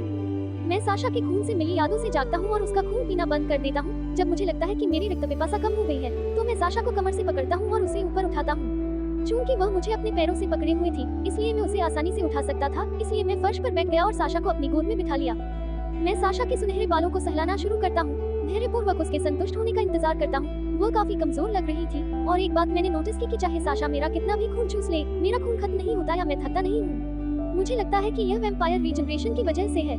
मैंने देखा कि जब मैंने साशा के बालों को सहलाना शुरू किया तो वह मेरा खून धीरे धीरे चूसने लगी और उसने अपनी स्थिति को और अधिक आराम से बैठने के लिए समायोजित भी किया। कुछ मिनट बीतते हैं और साशा मेरा खून पीना बंद कर देती है। वो बचा हुआ खून साफ करने के लिए मेरी गर्दन को थोड़ा चाटती है, पीछे झुकती है, फिर अपनी बाहें मेरी गर्दन के चारों ओर रखते हुए मेरी ओर देखती है। ये देखकर कि उसके मुंह पर अभी भी थोड़ा खून था, मैं धीरे से उसके चेहरे के पास गया। साशा ने अपनी आंखें बंद कर ली और मेरे प्रस्ताव को स्वीकार कर लिया, जबकि मैं उसके मुंह को चाटना शुरू कर रहा था और धीरे धीरे मैंने उसे चूमा। मुझे लगा कि उसका शरीर थोड़ा कांप रहा है, लेकिन वह मेरे चुंबन को स्वीकार करती है और अपना मुंह खोलती है। जल्द ही हमारी जीभी कुछ सेकंड के लिए एक दूसरे के मुंह में नाचती है और फिर मैं उससे दूर हो जाता हूँ। वह अपने मुंह से गर्म हवा छोड़ती है और अपनी लाल आंखों से मेरी ओर देखती है। उसकी सांस अनियमित थी और वह मेरी ओर देखते हुए सांस फूलने लगती है। जब मैंने उसकी आंखों में देखा तो उसके सुनहरे बाल देखकर मैं सोचने से खुद को रोक नहीं पाया, वह बहुत सुंदर है। अचानक मैंने उसका सिर अपनी छाती से लगा लिया और उसके सिर को सहलाना शुरू कर दिया। मम, वह संतुष्टि की कराह को रोकती हुई लग रही थी। मैं खुद को रोक नहीं पाया और राहत भरी सांस ली। मुझे शांत होने की जरूरत थी। क्या तुम्हें पता है कि हम अभी मिले हैं? साशा ने जब मेरी बातें सुनी तो वह थोड़ी कांप उठी और मैंने देखा कि उसके गाल थोड़े लाल होने लगे हैं। वह वाकई बहुत सुंदर लग रही थी। मैंने उसके चेहरे पर गिरे बालों को उठाया और उसके कान के पीछे रख दिया। मैं आमतौर पर ऐसी नहीं होती। यह अनुष्ठान की वजह से है। हाँ, यह अनुष्ठान की वजह से है और क्योंकि मुझे प्यास लगी थी। वह उठकर बैठ गई और मुझसे गंभीर चेहरे के साथ बात की। अगर उसका चेहरा इतना लाल न होता तो उसका हाव भाव कायल हो जाता। मैंने एक हल्की सी मुस्कान बिखेरी और मैंने उसका सिर फिर से अपनी छाती पर खींच लिया, फिर उसे सहलाना जारी रखा। कुछ मिनट बीत गए और हम बस एक दूसरे की मौजूदगी का आनंद ले रहे थे। मुझे कुछ कहने की जरूरत नहीं थी। आखिरकार मेरी तरह ही वह भी मेरे खून से सब कुछ जानती थी। भले ही हम अभी एक दूसरे से मिले हों, लेकिन ऐसा लग रहा था कि हम एक दूसरे को लंबे समय से जानते हैं। आह, साशा ने थोड़ी आह भरी, फिर वह मुझसे दूर हो गई और धीरे धीरे अपनी मुद्रा सीधी की। फिर वह अपना सिर मेरी गोद में रखकर लेट गई और अपनी लाल लाल आंखों से मेरी ओर देखने लगी। जब मैंने ये दृश्य देखा तो मुझे एक तरह का एहसास हुआ। मुझे याद है कि मैंने भी वायलट के साथ ऐसा ही किया था। मैंने सोचा, हालांकि वायलट के साथ मैं उसकी गोद में लेटा हुआ था। तुम्हें पता है, पिशाच बहुत जल्दी एक दूसरे से जुड़ जाते हैं, साशा ने कहा। ओह, मुझे उत्सुकता हुई और मैंने जल्द ही साशा के बालों को फिर से सहलाना शुरू कर दिया। हमारे समाज में जब कोई महिला पिशाच किसी पुरुष पिशाच में दिलचस्पी लेती है तो महिला पुरुष का पीछा करके उसे शादी के बंधन में बांधने की कोशिश करती है। ऐसा ही एक पुरुष पिशाच के साथ भी होता है जो किसी महिला पिशाच को पसंद करता है, साशा ने कहा। एक पीछा करने वाला समाज है न? मैं सोचने से खुद को रोक नहीं पाया। फिर वह आगे कहती है, मेरी माँ के साथ भी यही हुआ। वह उस समय फुलेगर परिवार की उत्तराधिकारी थी। एक दिन उसने मेरे पिता को देखा जो नीली आंखों वाला एक गोरा पिशाच था और वह उसके प्रति आसक्त हो गई। अगले दिन उसने उसका अपहरण कर लिया और उससे शादी कर ली, साशा ने तटस्थ चेहरे के साथ कहा। जैसे ही उसने अपनी आंखें बंद की और मेरे दुलार का आनंद लिया। मेरे पिता के परिवार का दर्जा मेरी माँ से बहुत कम था और पिशाच स्वभाव से लालची होते हैं। इस वजह से मेरे पिता ने अपहरण होने पर ज्यादा शिकायत नहीं की। हे भगवान, रुको, क्या ये स्थिति किसी तरह से जानी पहचानी नहीं है? मैं खुद को सोचने से रोक नहीं पाया। सौभाग्य से मेरे पिता एक महान पिशाच थे जिनकी सहन शक्ति सामान्य से कहीं अधिक थी और जब उन दोनों का बच्चा हुआ, मेरा जन्म हुआ, मुझे अपनी माँ की बिजली की शक्ति और अपने पिता की सहन शक्ति मिली, जिसकी वजह से मैं अपने कौशल का आसानी से उपयोग कर सकता हूँ। अगर हर बार जब मैं उस शक्ति का उपयोग करता तो मेरे पास केवल मेरी माँ की बिजली की शक्ति होती तो मैं बेहद कमजोर हो जाता। आखिरकार बिजली का उपयोग करने वाली मेरी कबीले की तकनीक के लिए पिशाच का शरीर मजबूत होना जरूरी है। मुझे समझ में नहीं आया कि वह मुझे ये क्यों बता रही थी, लेकिन मैंने चुपचाप सुनने का फैसला किया। ऐसा लग रहा था कि वह अपनी भावनाओं को व्यक्त कर रही थी, सिर्फ इसलिए कि मैं बेहतर बिजली प्रतिरोध के साथ पैदा हुआ था। मेरी माँ और पिताजी ने मुझे अपनी बोरियत मिटाने के लिए एक मजेदार वस्तु की तरह व्यवहार किया। उन्होंने बिजली नियंत्रण में सुधार के लिए मेरे लिए बहुत सारे प्रयोग किए। साशा ने ऐसे कहा जैसे किसी और की कहानी सुना रही हो। उसे कहानी से कोई फर्क नहीं पड़ा, लेकिन मैं उसकी आवाज के लहजे से बता सकता था कि वह दुखी है। मैंने बहुत सारे प्रशिक्षण से गुजरा। उन्होंने मुझे एक इलेक्ट्रिक कुर्सी पर बिठाया और बिजली के प्रति मेरे प्रतिरोध का परीक्षण किया। उन्होंने मुझे समुद्र के नीचे फेंक दिया और मुझसे बिजली गिराने के कौशल का उपयोग करने के लिए कहा, यह देखने के लिए कि क्या मैं जीवित बच सकता हूँ। उन्होंने अपनी बोरियत मिटाने के लिए मुझ पर प्रयोग करने के लिए प्रशिक्षण का बहाना बनाया। आखिरकार एक महान पिशाच के रूप में मेरे पास सामान्य से कहीं अधिक उत्थान है। मैंने बहुत सारे प्रशिक्षण से गुजरा और मैं कई बार लगभग मर गया। उसने अंतिम वाक्य थोड़े दर्द के साथ कहा, लेकिन मैंने हिम्मत नहीं हारी। मैंने तब तक हिम्मत नहीं हारी जब तक कि इन दोनों ने मुझ में रुचि नहीं खो दी और वे फिर से उग गए। अचानक भावनाओं की एक लहर मेरे दिल में उमड़ने लगी। ये भावनाएं मेरी नहीं थी। मैंने अपने होंठ काटे और मैंने कुछ भी प्रदर्शित न करने की कोशिश की। उद्धरण चिन्ह ... और तब मुझे मेरी निजी नौकरानी मिली। उसने अपने होंठ काटे और अपनी आंखों पर हाथ रखा और कांपती आवाज में कहा, जूलिया। वह मेरे लिए एक माँ की तरह थी। जब भी मैं टूटकर और लगभग मर कर घर आता तो वह मुझे ठीक कर देती और मुझे एक असली बेटी की तरह मानती। मैंने साशा के चेहरे से खून की बूंदें गिरती देखी। मुझे लगता है कि ये खून की बूंदें मेरी जान पर गिर रही हैं, लेकिन मुझे परवाह नहीं थी। मैंने अपने होंठ काटे और तटस्थ रहने की कोशिश की। मुझे लगा कि मेरा दिल डूब रहा है और मुझे रोने का मन कर रहा है। यह एक अजीब एहसास था। मैं ऐसा लग रहा था कि वह उसकी सारी भावनाओं को महसूस कर रही थी। उसने मुझे वह सब कुछ सिखाया जो मैं आज जानता हूँ, शिष्टाचार, शिक्षा, महान दुनिया के नियम, अंकगणित, भूगोल, पिशाच इतिहास। उसने मेरे साथ इंसानों द्वारा बनाए गए खेलों का उपयोग करके भी खेला। मुझे उसके साथ शतरंज खेलने में बहुत मजा आया। वह मेरे लिए एक माँ थी, एक ऐसी माँ जैसी मेरी असली माँ कभी नहीं थी। मुझे उसकी याद आती है। जब साशा ने ये शब्द कही तो मुझे उसका सारा दर्द और उदासी महसूस हुई। उसका शरीर कांप रहा था और वह बहुत कमजोर लग रही थी। उद्धरण चिन्ह ... मुझे उसकी याद आती है। मुझे अपनी माँ की याद आती है। मुझे उसके साथ खेलना याद आता है। मुझे उससे बात करना याद आता है। मुझे वह अपने होंठ काटती है और अब और नहीं बोल पाती। मुझे उसका शरीर कांपता हुआ महसूस होता है। अब वह एक खतरनाक पिशाच की तरह नहीं दिख रही थी। वह बस एक बच्चे की तरह दिख रही थी जिसने अपनी माँ को खो दिया है। मैंने अपने होंठ को जितना हो सके उतना जोर से काटा और मुझे लगा कि मेरे मुंह से खून बह रहा है, लेकिन मैंने इसे अनदेखा कर दिया। मैंने साशा के बालों को धीरे से सहलाते हुए एक तटस्थ भाव बनाए रखने की पूरी कोशिश की। तुम रो सकती हो साशा, मैंने जितना संभव हो सके उतना धीरे से कहा। मैं बस उसका बोझ थोड़ा हल्का करना चाहता था। मम्मा, उसने अपना चेहरा बाईं ओर घुमाया और अपना चेहरा मेरी गोद में छिपा लिया और चुपचाप रोने लगी। मैं नहीं चाहता था कि वह जो कुछ भी छुपाए वह क्या महसूस कर रही है। मैं उसे उठाता हूँ और अपनी गोद में रखता हूँ और फिर उसे पकड़ता हूँ। मैं उसका सिर अपनी छाती पर रखता हूँ और वह अपना चेहरा छिपा लेती है, क्योंकि मुझे लगता है कि खून के आंसू मेरी कमीज को गीला कर रहे हैं। मैंने इसे नजरअंदाज किया और अपनी भावनाओं को नियंत्रित करने की पूरी कोशिश कर रहा था। मैं साशा के माता पिता पर गुस्सा था कि उन्होंने उसके साथ क्या किया। मुझे दुख था कि साशा ने किसी ऐसे व्यक्ति को खो दिया जो उसके लिए माँ जैसा था। मैं साशा के माता पिता से घृणा करता था कि वे अपनी बेटी को अपनी बोरियत मिटाने के लिए एक वस्तु के रूप में इस्तेमाल कर रहे थे।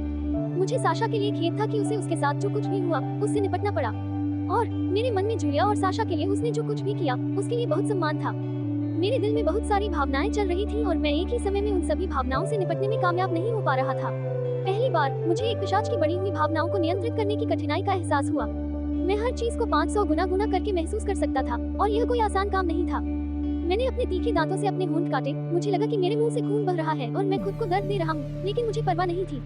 मैंने साशा को धीरे से गले लगाया और उसके सिर पर हाथ फेरा। मैं सब ठीक है जैसा कुछ नहीं कहना चाहता था। मैं उसके साथ पाखंडी नहीं बनना चाहता था और इसी वजह से मैंने बस उसके लिए एक सहारा बनने का फैसला किया। अब उसे बस अपनी भावनाओं को बाहर निकालने के लिए किसी की जरूरत है। काव्या दरवाजे पर दिखाई देती है और मुझे साशा को गले लगाते हुए देखकर वह अपना मुंह खोलने वाली थी, लेकिन मैंने बस कहा चले जाओ। मेरी आवाज मेरी अपेक्षा से अधिक शैतानी निकली। एक पल के लिए काव्या की भौहें कांप उठी, लेकिन जल्द ही वह अपना सिर हिलाती है और कमरे से बाहर निकल जाती है। शायद अभी मेरे चेहरे पर अच्छा भाव नहीं है। ...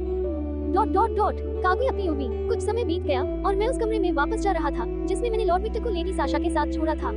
जब मैं कमरे के सामने पहुंचा, मैंने दरवाजा खोला और जैसे ही मेरी नजर लॉर्ड विक्टर की लाल आंखों से मिली, मुझे लगा कि मेरा पूरा शरीर लकवाग्रस्त हो गया है। लॉर्ड विक्टर का चेहरा बहुत ठंडा था और मुझे लगा कि मेरी सहज प्रवृत्ति खतरे से चीख रही है। मैंने ये भी देखा कि वह अपने मुंह को बहुत जोर से काट रहा था और वह साशा को बहुत सुरक्षात्मक तरीके से गले लगा रहा था। छोड़ो। लॉर्ड विक्टर का आदेश सुनकर मुझे लगा कि मेरा पूरा शरीर मान कर रहा है जैसे कि मुझे उसका पालन करना है। यह एक आदिम आग्रह की तरह था जो मुझे बता रहा था कि मुझे इस आदेश को अस्वीकार नहीं करना चाहिए, क्योंकि अगर मैंने इसे अनदेखा किया तो कुछ बहुत बुरा हो सकता है। लॉर्ड विक्टर का आदेश पूर्ण है। अगर उसने मुझे कुछ करने का आदेश दिया है तो मुझे उसका पालन करना होगा। मैंने सहमति में सिर हिलाया और तुरंत कमरे से बाहर निकल गया। जिस क्षण मैं कमरे से दूर होता हूँ, मैं चलना बंद कर देता हूँ और अपनी चेतना वापस पा लेता हूँ। क्या हुआ? मैं हैरान होकर जोर से पूछने से खुद को रोक नहीं पाया, क्योंकि मैंने उस कमरे की दिशा की ओर देखा जहाँ लॉर्ड विक्टर था। ... कुछ मिनट बीत जाते हैं और साशा रोना बंद कर देती है। वह मेरी तरफ ऐसे देखती है जैसे वह बहुत रोई हो। मुझे माफ कर दो। साशा के कुछ भी बकवास कहने से पहले मैंने खामोश मुद्रा में अपनी उंगली उसके मुंह पर रख दी। शश, सब कुछ ठीक है, सब ठीक है। मम्मा, साशा ने अपना सिर हिलाया और मैंने अपना हाथ उसके चेहरे पर रखा। जब उसे एहसास हुआ कि मेरा हाथ उसके चेहरे पर है तो उसने अपना सिर मेरे हाथ में रख दिया। मैं थोड़ा हंसा और धीरे धीरे उसके चेहरे से खूनी आंसू पोंछने लगा। अजीब, मैं तुम्हारे साथ इतना सुरक्षित क्यों महसूस करती हूँ? उसने उलझन भरी आवाज में पूछा और मेरी आंखों में देखा। मैं देख सकता था कि उसकी आंखें नीलम की तरह नीली हो गई थी। मैं बस अलग तरह का बना हुआ हूँ, मैंने एक छोटी सी मुस्कान के साथ कहा। जब उसने मेरे अनजाने मजाक को देखा तो वह थोड़ा हंसी, लेकिन मैंने ये भी देखा कि जब वह हंसी तो उसकी भावनाएं थोड़ी शांत हो गई। वह ठीक लग रही थी। मैं महसूस कर सकता था कि उसका दिल शांत था, लेकिन मुझे उस शांति के पीछे छिपा हुआ बहुत गुस्सा भी महसूस हुआ। वायलेट और मैं तुम्हारा बदला लेने में मदद करेंगे, मैंने एक सौम्य स्वर में कहा। उसने मुझे एक गंभीर चेहरे के साथ देखा। मुझे पता है, मैंने एक छोटी सी मुस्कान के साथ कहा, मुस्कुराओ। हाँ, उसने ऐसा भाव बनाया कि उसे समझ नहीं आया। तुम अपनी माँ का बदला अकेले ही लेना चाहते हो, है ना? तुम शायद मुझसे कहोगे कि मैं तुम्हारे मामलों में दखल न दूं। जब मैंने उसके हैरान भाव को देखा तो मैं थोड़ा हंसा। कैसे? मुझे ये कैसे पता? यह आसान है, हमारे कनेक्शन ने मुझे बताया, मैंने हंसते हुए कहा। लेकिन कनेक्शन ऐसे काम नहीं करता। ये सिर्फ एक जीपीएस की तरह जोड़े की लोकेशन शेयर करने के लिए था। वो लगभग चिल्ला उठी। मेरा अलग काम करता है, मैंने हंसते हुए कहा। मुझे पता है कि मैं सामान्य नहीं हूँ, लेकिन वायलेट को ये शुरू से ही पता था, है ना? मैंने उसी मुस्कान के साथ कहा। साशा ने मुंह बनाया। रुको, कृपया मुझे बीच में रोकना बंद करो। अब वह बहुत प्यारी लग रही थी।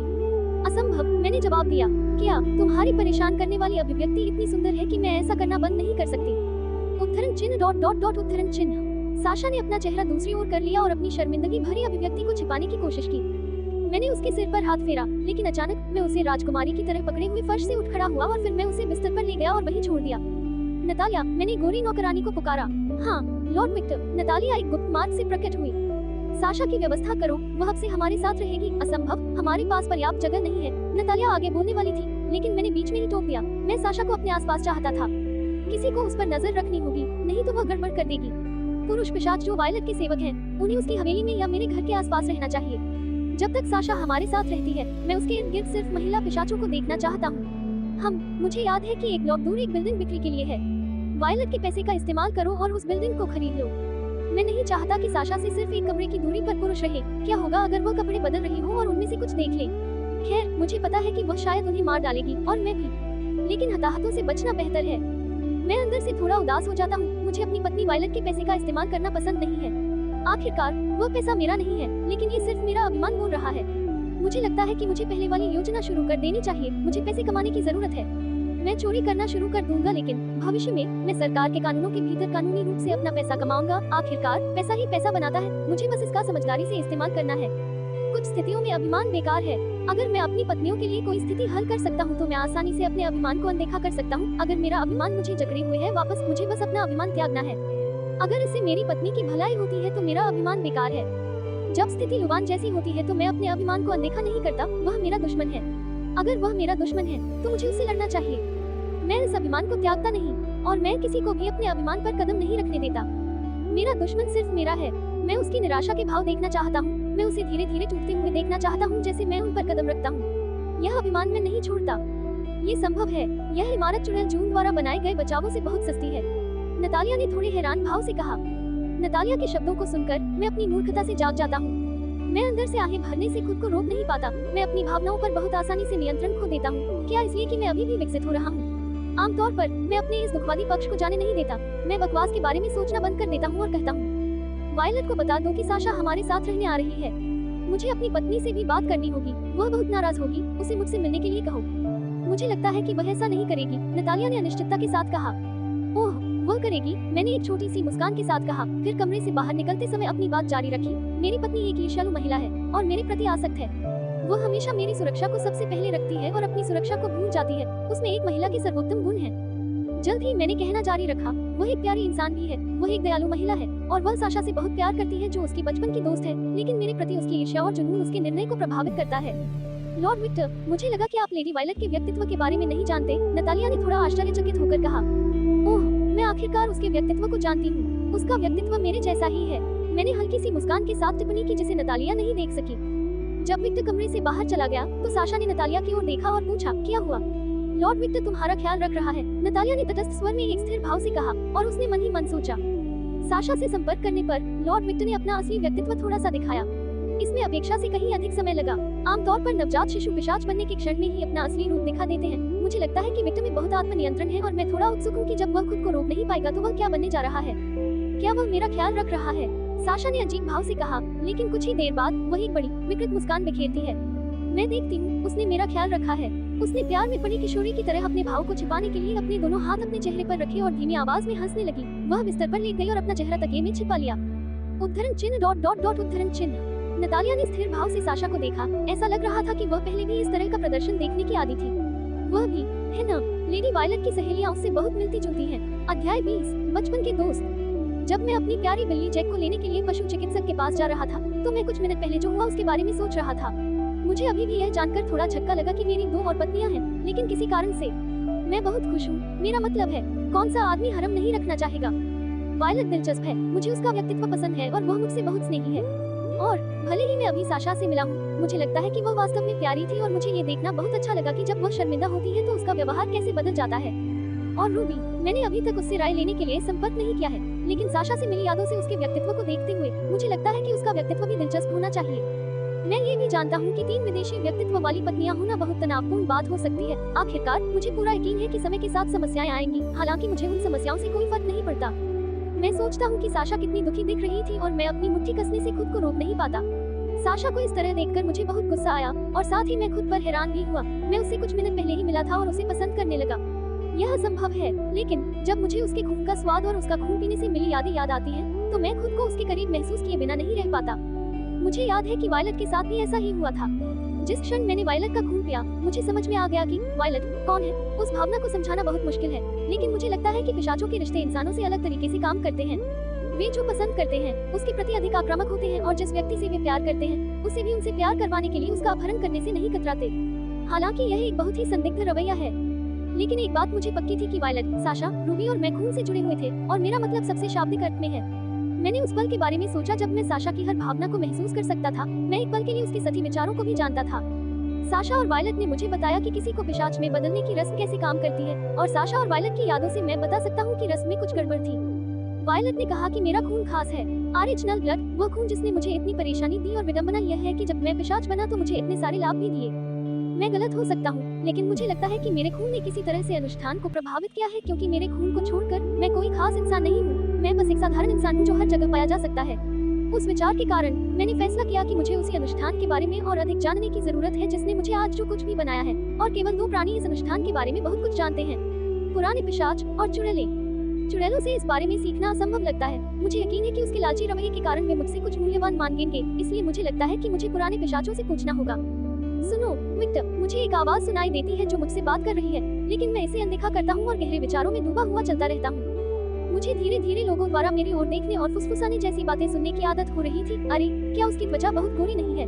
क्या वह विदेशी है? वह बहुत सुंदर है, उसकी नीली आंखें सुंदर हैं। मैं ईमानदारी से कहूँगा, ये तारीफें मेरे अहंकार को थोड़ा बढ़ाती हैं। आखिरकार मुझे कभी भी अन्य लोगों से ऐसी तारीफें नहीं मिली हैं, और अपनी माँ से ऐसी तारीफें पाना बहुत भरोसेमंद नहीं है, क्योंकि माँ के लिए बच्चा सुंदर होता है, चाहे वह किसी भी रूप में पैदा हुआ हो। Dot dot. हालांकि मुझे अच्छा लगा जब मेरी माँ ने मेरी तारीफ की। आखिरकार वह बहुत ईमानदार है। अगर उसे लगता है कि मैं सुंदर हूँ तो वह कहेगी कि मैं सुंदर हूँ, लेकिन अगर उसे लगता है कि मैं बदसूरत हूँ तो वह हमेशा की तरह ईमानदारी से कहेगी कि मैं बदसूरत हूँ। कभी कभी अतीत में मुझे अपनी माँ के ईमानदार शब्दों से नुकसान हुआ। मुझे वह दिन याद है जब मैंने एक छोटी हरी शर्ट और रंगीन पैंट पहनी थी और अपनी माँ से पूछा था कि क्या मैं अच्छा लग रहा हूँ, और हमेशा की तरह वह ईमानदारी से कहती थी, तुम एक जोकर की तरह दिखते हो जो सर्कस में काम करने गया था और केवल वही पैंट पहनता था जो वर्दी का हिस्सा था। उफ, बस याद आ रहा है कि मैं अभी भी नुकसान सहता हूँ। विक्टर, मैंने अपने कान में किसी को बहुत जोर से चिल्लाते हुए सुना और मेरी नई पिशाच इंद्रियों के साथ ऐसा लगा जैसे किसी ने मेरे कान के पास एक स्पीकर को पूरी आवाज पर लगा दिया हो और मेरा नाम चिल्लाया हो। मैंने जल्दी से अपना हाथ अपने कान पर रखा और जिसने भी ऐसा किया उसे गुस्से से देखा। ये देखकर कि जिस आदमी ने मेरे साथ ऐसा किया वह मेरा बचपन का दोस्त था, मैं लगभग चिल्ला पड़ा, तुम बेवकूफ हो, तुमने ऐसा क्यों किया? भाई, मैं तुम्हें लगभग 10 मिनट पहले से कॉल कर रहा हूँ और तुम मुझसे बात नहीं कर रहे हो। क्या तुम मुझे अनदेखा कर रहे हो? उसने अपनी हमेशा की तरह कोमल मुस्कान के साथ पूछा। नुकीले सुनहरे बालों और हरी नीलम जैसी आंखों वाला एक आदमी, उसके पास एक विषमरी आकार का चेहरा था, एक कोमल मुस्कान और खेल से सुडौल शरीर। वह 185 सेमी लंबा था। वह मेरा बचपन का दोस्त एंड्रू वाल्टर था। मुझे इस बेवकूफ को देखे हुए काफी समय हो गया है। क्या वह अपनी माँ के साथ यात्रा नहीं कर रहा था या कुछ और? एंड्रू की माँ की शक्ति के बारे में सोचते हुए मैं अपने दिमाग से इस विचार को निकालने के लिए कई बार अपना सिर हिलाए बिना नहीं रह सकता। अपने दोस्त की माँ के बारे में ऐसा मत सोचो। भाइयों की आचार संहिता मत तोड़ो। भाइयों की आचार संहिता कुछ ऐसी थी जिसे मैंने और मेरे दोस्तों ने बनाया था और कोड सरल था, अपने दोस्त की पूर्व गर्लफ्रेंड को डेट न करें, अपने दोस्त की माँ या बहन को डेट न करें, और सबसे महत्वपूर्ण बात यह है कि अपने दोस्त की वर्तमान गर्लफ्रेंड को डेट न करें। हमने इसे क्यों बनाया? खैर, मुझे पूरी तरह से पता है कि मेरी माँ सुंदर है। मुझे पता है कि उनके व्यक्तित्व के साथ उनके लिए मेरे पिता को धोखा देना लगभग असंभव है, लेकिन ये गारंटी देना अच्छा है ना? एंड्रू की माँ भी बहुत सुंदर महिला है और मेरे दूसरे दोस्त एडवर्ड की बहन भी बहुत सुंदर थी, इसलिए किसी दोस्त की माँ या बहन को डेट करने जैसे कारणों से हमारी दोस्ती टूटने से बचाने के लिए हमने ये कोड बनाया। वह मुझे सवालिया निगाहों से देखने लगता है। वह मुझे ऊपर से नीचे तक देखता है जैसे कि वह मुझे आंक रहा हो, फिर वह खुद को सिर हिलाता है जैसे कि वह समझ गया हो कि क्या हुआ था। क्या तुमने कोई ऐसी दवा ली है जो एथलीट लेते हैं? हम फिर से नाम क्या है? उसने अपनी ठोड़ी पर हाथ रखा जैसे कि वह सोच रहा हो। एनाबॉलिक्स, मैंने उसकी ओर देखते हुए कहा। हाँ, ये सही है। क्या तुमने वह ली है? यार, ऐसा मत करो। मुझे पता है कि तुम अपने शरीर से परेशान थी, लेकिन वे दवाएं तुम्हारी सेहत को और खराब कर रही हैं। मैं तुम्हारी माँ को बता दूंगा, उसने कहा, और आखिरी हिस्सा एक बच्चे की तरह लग रहा था जिसने अपने दोस्त को कुछ गलत करते हुए पकड़ लिया और कहा कि वह अपनी माँ को बताने जा रहा है। मैंने वह नहीं ली, मैं लगभग चिल्लाया। उद्धरण चिन्ह डॉट डॉट डॉट। कोई बात नहीं, तुम अपने दोस्त के साथ ईमानदार हो सकते हो, उसने मेरे कंधे को छूते हुए कहा और ऐसी नजर से देखा जो मुझे समझ सकती थी। यह आदमी मुझे कभी कभी बहुत गुस्सा दिलाता है। मैंने कुछ नहीं लिया, ये सिर्फ यौवन है। मैंने वही बहाना बनाया जो मैंने अपनी माँ के लिए इस्तेमाल किया था। उसने मुझे ऐसे देखा जैसे मैं बेवकूफ हूँ और कहा, बकवास। बेशक वह इस पर विश्वास नहीं करेगा। मैं ये भी जानता हूँ कि यह बहाना हास्यास्पद है। यौवन के साथ कोई इंसान लंबा नहीं होता, उसकी मांसपेशियां मजबूत नहीं होती और वह कैप्टन अमेरिका जैसा नहीं दिखता। Dot dot dot. खैर, वह सही है। अगर यौवन के साथ ऐसा होता तो दुनिया अलौकिक शरीर वाले लोगों से भरी होती। बकवास बंद करो और मुझे सच बताओ। उफ, मैं विषय बदलने के बहाने के बारे में सोचता हूँ। जल्द ही कुछ दिमाग में आता है। अब मेरी एक पत्नी है। वह चौंक कर मेरी तरफ देखता है। मुझे तुम पर विश्वास नहीं होता। वह रूखे, ईमानदार लहजे में बोला। मैंने उसे एक मृत निगाह से देखा। वह जानता है कि मैं अपनी माँ की तरह हूँ और मैं करीबी लोगों के साथ बहुत ईमानदार हूँ। एक माँ के साथ 21 साल रहना जो कुछ भी सोचती है वह आपको किसी तरह से प्रभावित कर सकता है। उद्धरण चिन्ह डॉट डॉट डॉट। ये झूठ है ना? है ना? उसने मेरी तरफ ऐसी आंखों से देखा जैसे कि यह झूठ हो। यार अब मैं शादीशुदा हूँ, मैंने ईमानदारी से कहा। उद्धरण चिन्ह डॉट डॉट डॉट। मुझे यकीन नहीं होता, आखिरकार तुमने शादी की अंगूठी नहीं पहनी है। किस तरह का आदमी शादी करता है और शादी की अंगूठी नहीं पहनता? क्या तुम पहले से ही अपनी पत्नी को धोखा दे रहे हो? भाई तय करो कि तुम मुझ पर यकीन करते हो या नहीं। आह कितना परेशान आदमी है। ये सच है, मैं शादीशुदा हूँ, लेकिन चीजें बहुत जल्दी हो गई और मैं शादी की अंगूठी या कुछ भी तैयार नहीं कर सका। खैर मिलते हैं, मैंने उसे अलविदा कहा। हाँ रुको, मैं तुम्हारे साथ चलूंगा। मैंने चलना बंद कर दिया और उसकी ओर देखा। तुम्हें ये भी नहीं पता कि मैं कहाँ जा रहा हूँ और तुम मेरे पीछे आने वाले हो। क्या होगा अगर मैं कहीं अवैध जा रहा हूँ? यह मायने रखता है। अगर तुम कहीं अवैध जा रहे हो तो मैं तुम्हारे साथ चलूंगा, वहाँ मजा तो होगा ही, है ना? मैं तुम्हें इस जगह अकेले नहीं जाने दे सकता। बेशक जब ये सब खत्म हो जाएगा तो मैं तुम्हारी माँ को बता दूंगा। उद्धरण चिन्ह dot dot dot dot dot उद्धरण चिन्ह। यह आदमी एक अच्छा दोस्त है, लेकिन किसी कारण से वह हमेशा मेरी माँ से मेरी शिकायत करता रहता है। रुको, मैंने उसकी ओर मृत आंखों से देखा। अगर तुम मेरी माँ का पीछा करोगे तो मैं भी तुम्हारी माँ का पीछा करूंगा। क्या तुम मेरी बात सुन रहे हो? मैंने उसे धमकाया। उसने मेरी ओर ऐसे देखा जैसे उसे मेरी बात पर विश्वास ही न हो। यार तुम जानते हो कि मैं तुम्हारी माँ का बहुत सम्मान करता हूँ। आखिरकार उसने मेरे पिता से जुड़ी एक समस्या में मेरी मदद की थी और मुझे कोड याद है। मैं ऐसा कुछ नहीं करूँगा। अच्छा, मुझे लगता है कि मैं संतुष्ट हूँ। मुझे पता है कि वह ऐसा नहीं करेगा और मुझे ये भी पता है कि वह मेरी माँ का बहुत सम्मान करता है, क्योंकि जब उसके निकम्मे पिता एंड्रू की कस्टडी चाहते थे तब वह उनके परिवार की वकील थी। और मुझे शादीशुदा महिलाएं भी पसंद नहीं है, वे परेशान करने वाली होती हैं और मैं उस आदमी की आवारा गोली से मरना नहीं चाहता जिसे मैंने हरी टोपी पहनाई है। उसने एक सौम्य मुस्कान के साथ कहा, तुम ऐसे बोलते हो जैसे तुम्हें खुद का अनुभव हो। मैंने उसे संदेह से देखा। मैंने देखा कि उसकी मुस्कान एक पल के लिए टूट गई। फिर उसने कहा, मैं चुप रहने के अपने अधिकार का उपयोग करता हूँ। हम एक स्वतंत्र देश में हैं। उद्धरण चिन्ह डॉट डॉट डॉट। यार तुम इन दिनों में से किसी एक दिन मरने वाले हो। बेहतर होगा कि तुम ये करना बंद करो। मैंने उसे एक सलाह दी। मुझे पता है, मैंने 20 साल की उम्र में ऐसा किया था। मैंने अतीत में जो हुआ उसके बाद ऐसा करना बंद कर दिया। तुम सिर्फ 21 साल के हो। ऐसे बात मत करो जैसे ये बहुत दूर की बात हो। मैंने मन ही मन टिप्पणी की। ओह अच्छा, क्या वह सुंदर थी? मैं उत्सुकता से पूछने से खुद को रोक नहीं सका, क्योंकि मैं पशु चिकित्सक की ओर चलने लगा। मैंने ये भी देखा कि वह मेरा पीछा करने लगा। हाँ, वह 32 साल की थी, सुडौल शरीर और काले बाल। वह न्यूयॉर्क में रहती थी और वह एक अमीर परिवार से थी, लेकिन उसका पति 66 वर्षीय था, बूढ़े आदमी। मुझे लगता है कि वह निराश थी क्योंकि उसका पति उसे संतुष्ट नहीं कर पाया। ओह पैटर्न, वास्तव में, उसने कहा। किसी तरह मुझे उस आदमी के लिए खेद है। मैंने थोड़ी सहानुभूतिपूर्वक टिप्पणी की। ओह, खुद का अनुभव। यार तुमने अभी शादी की है और तुम पहले से ही अपनी पत्नी की नौसिखिए को ले रहे हो।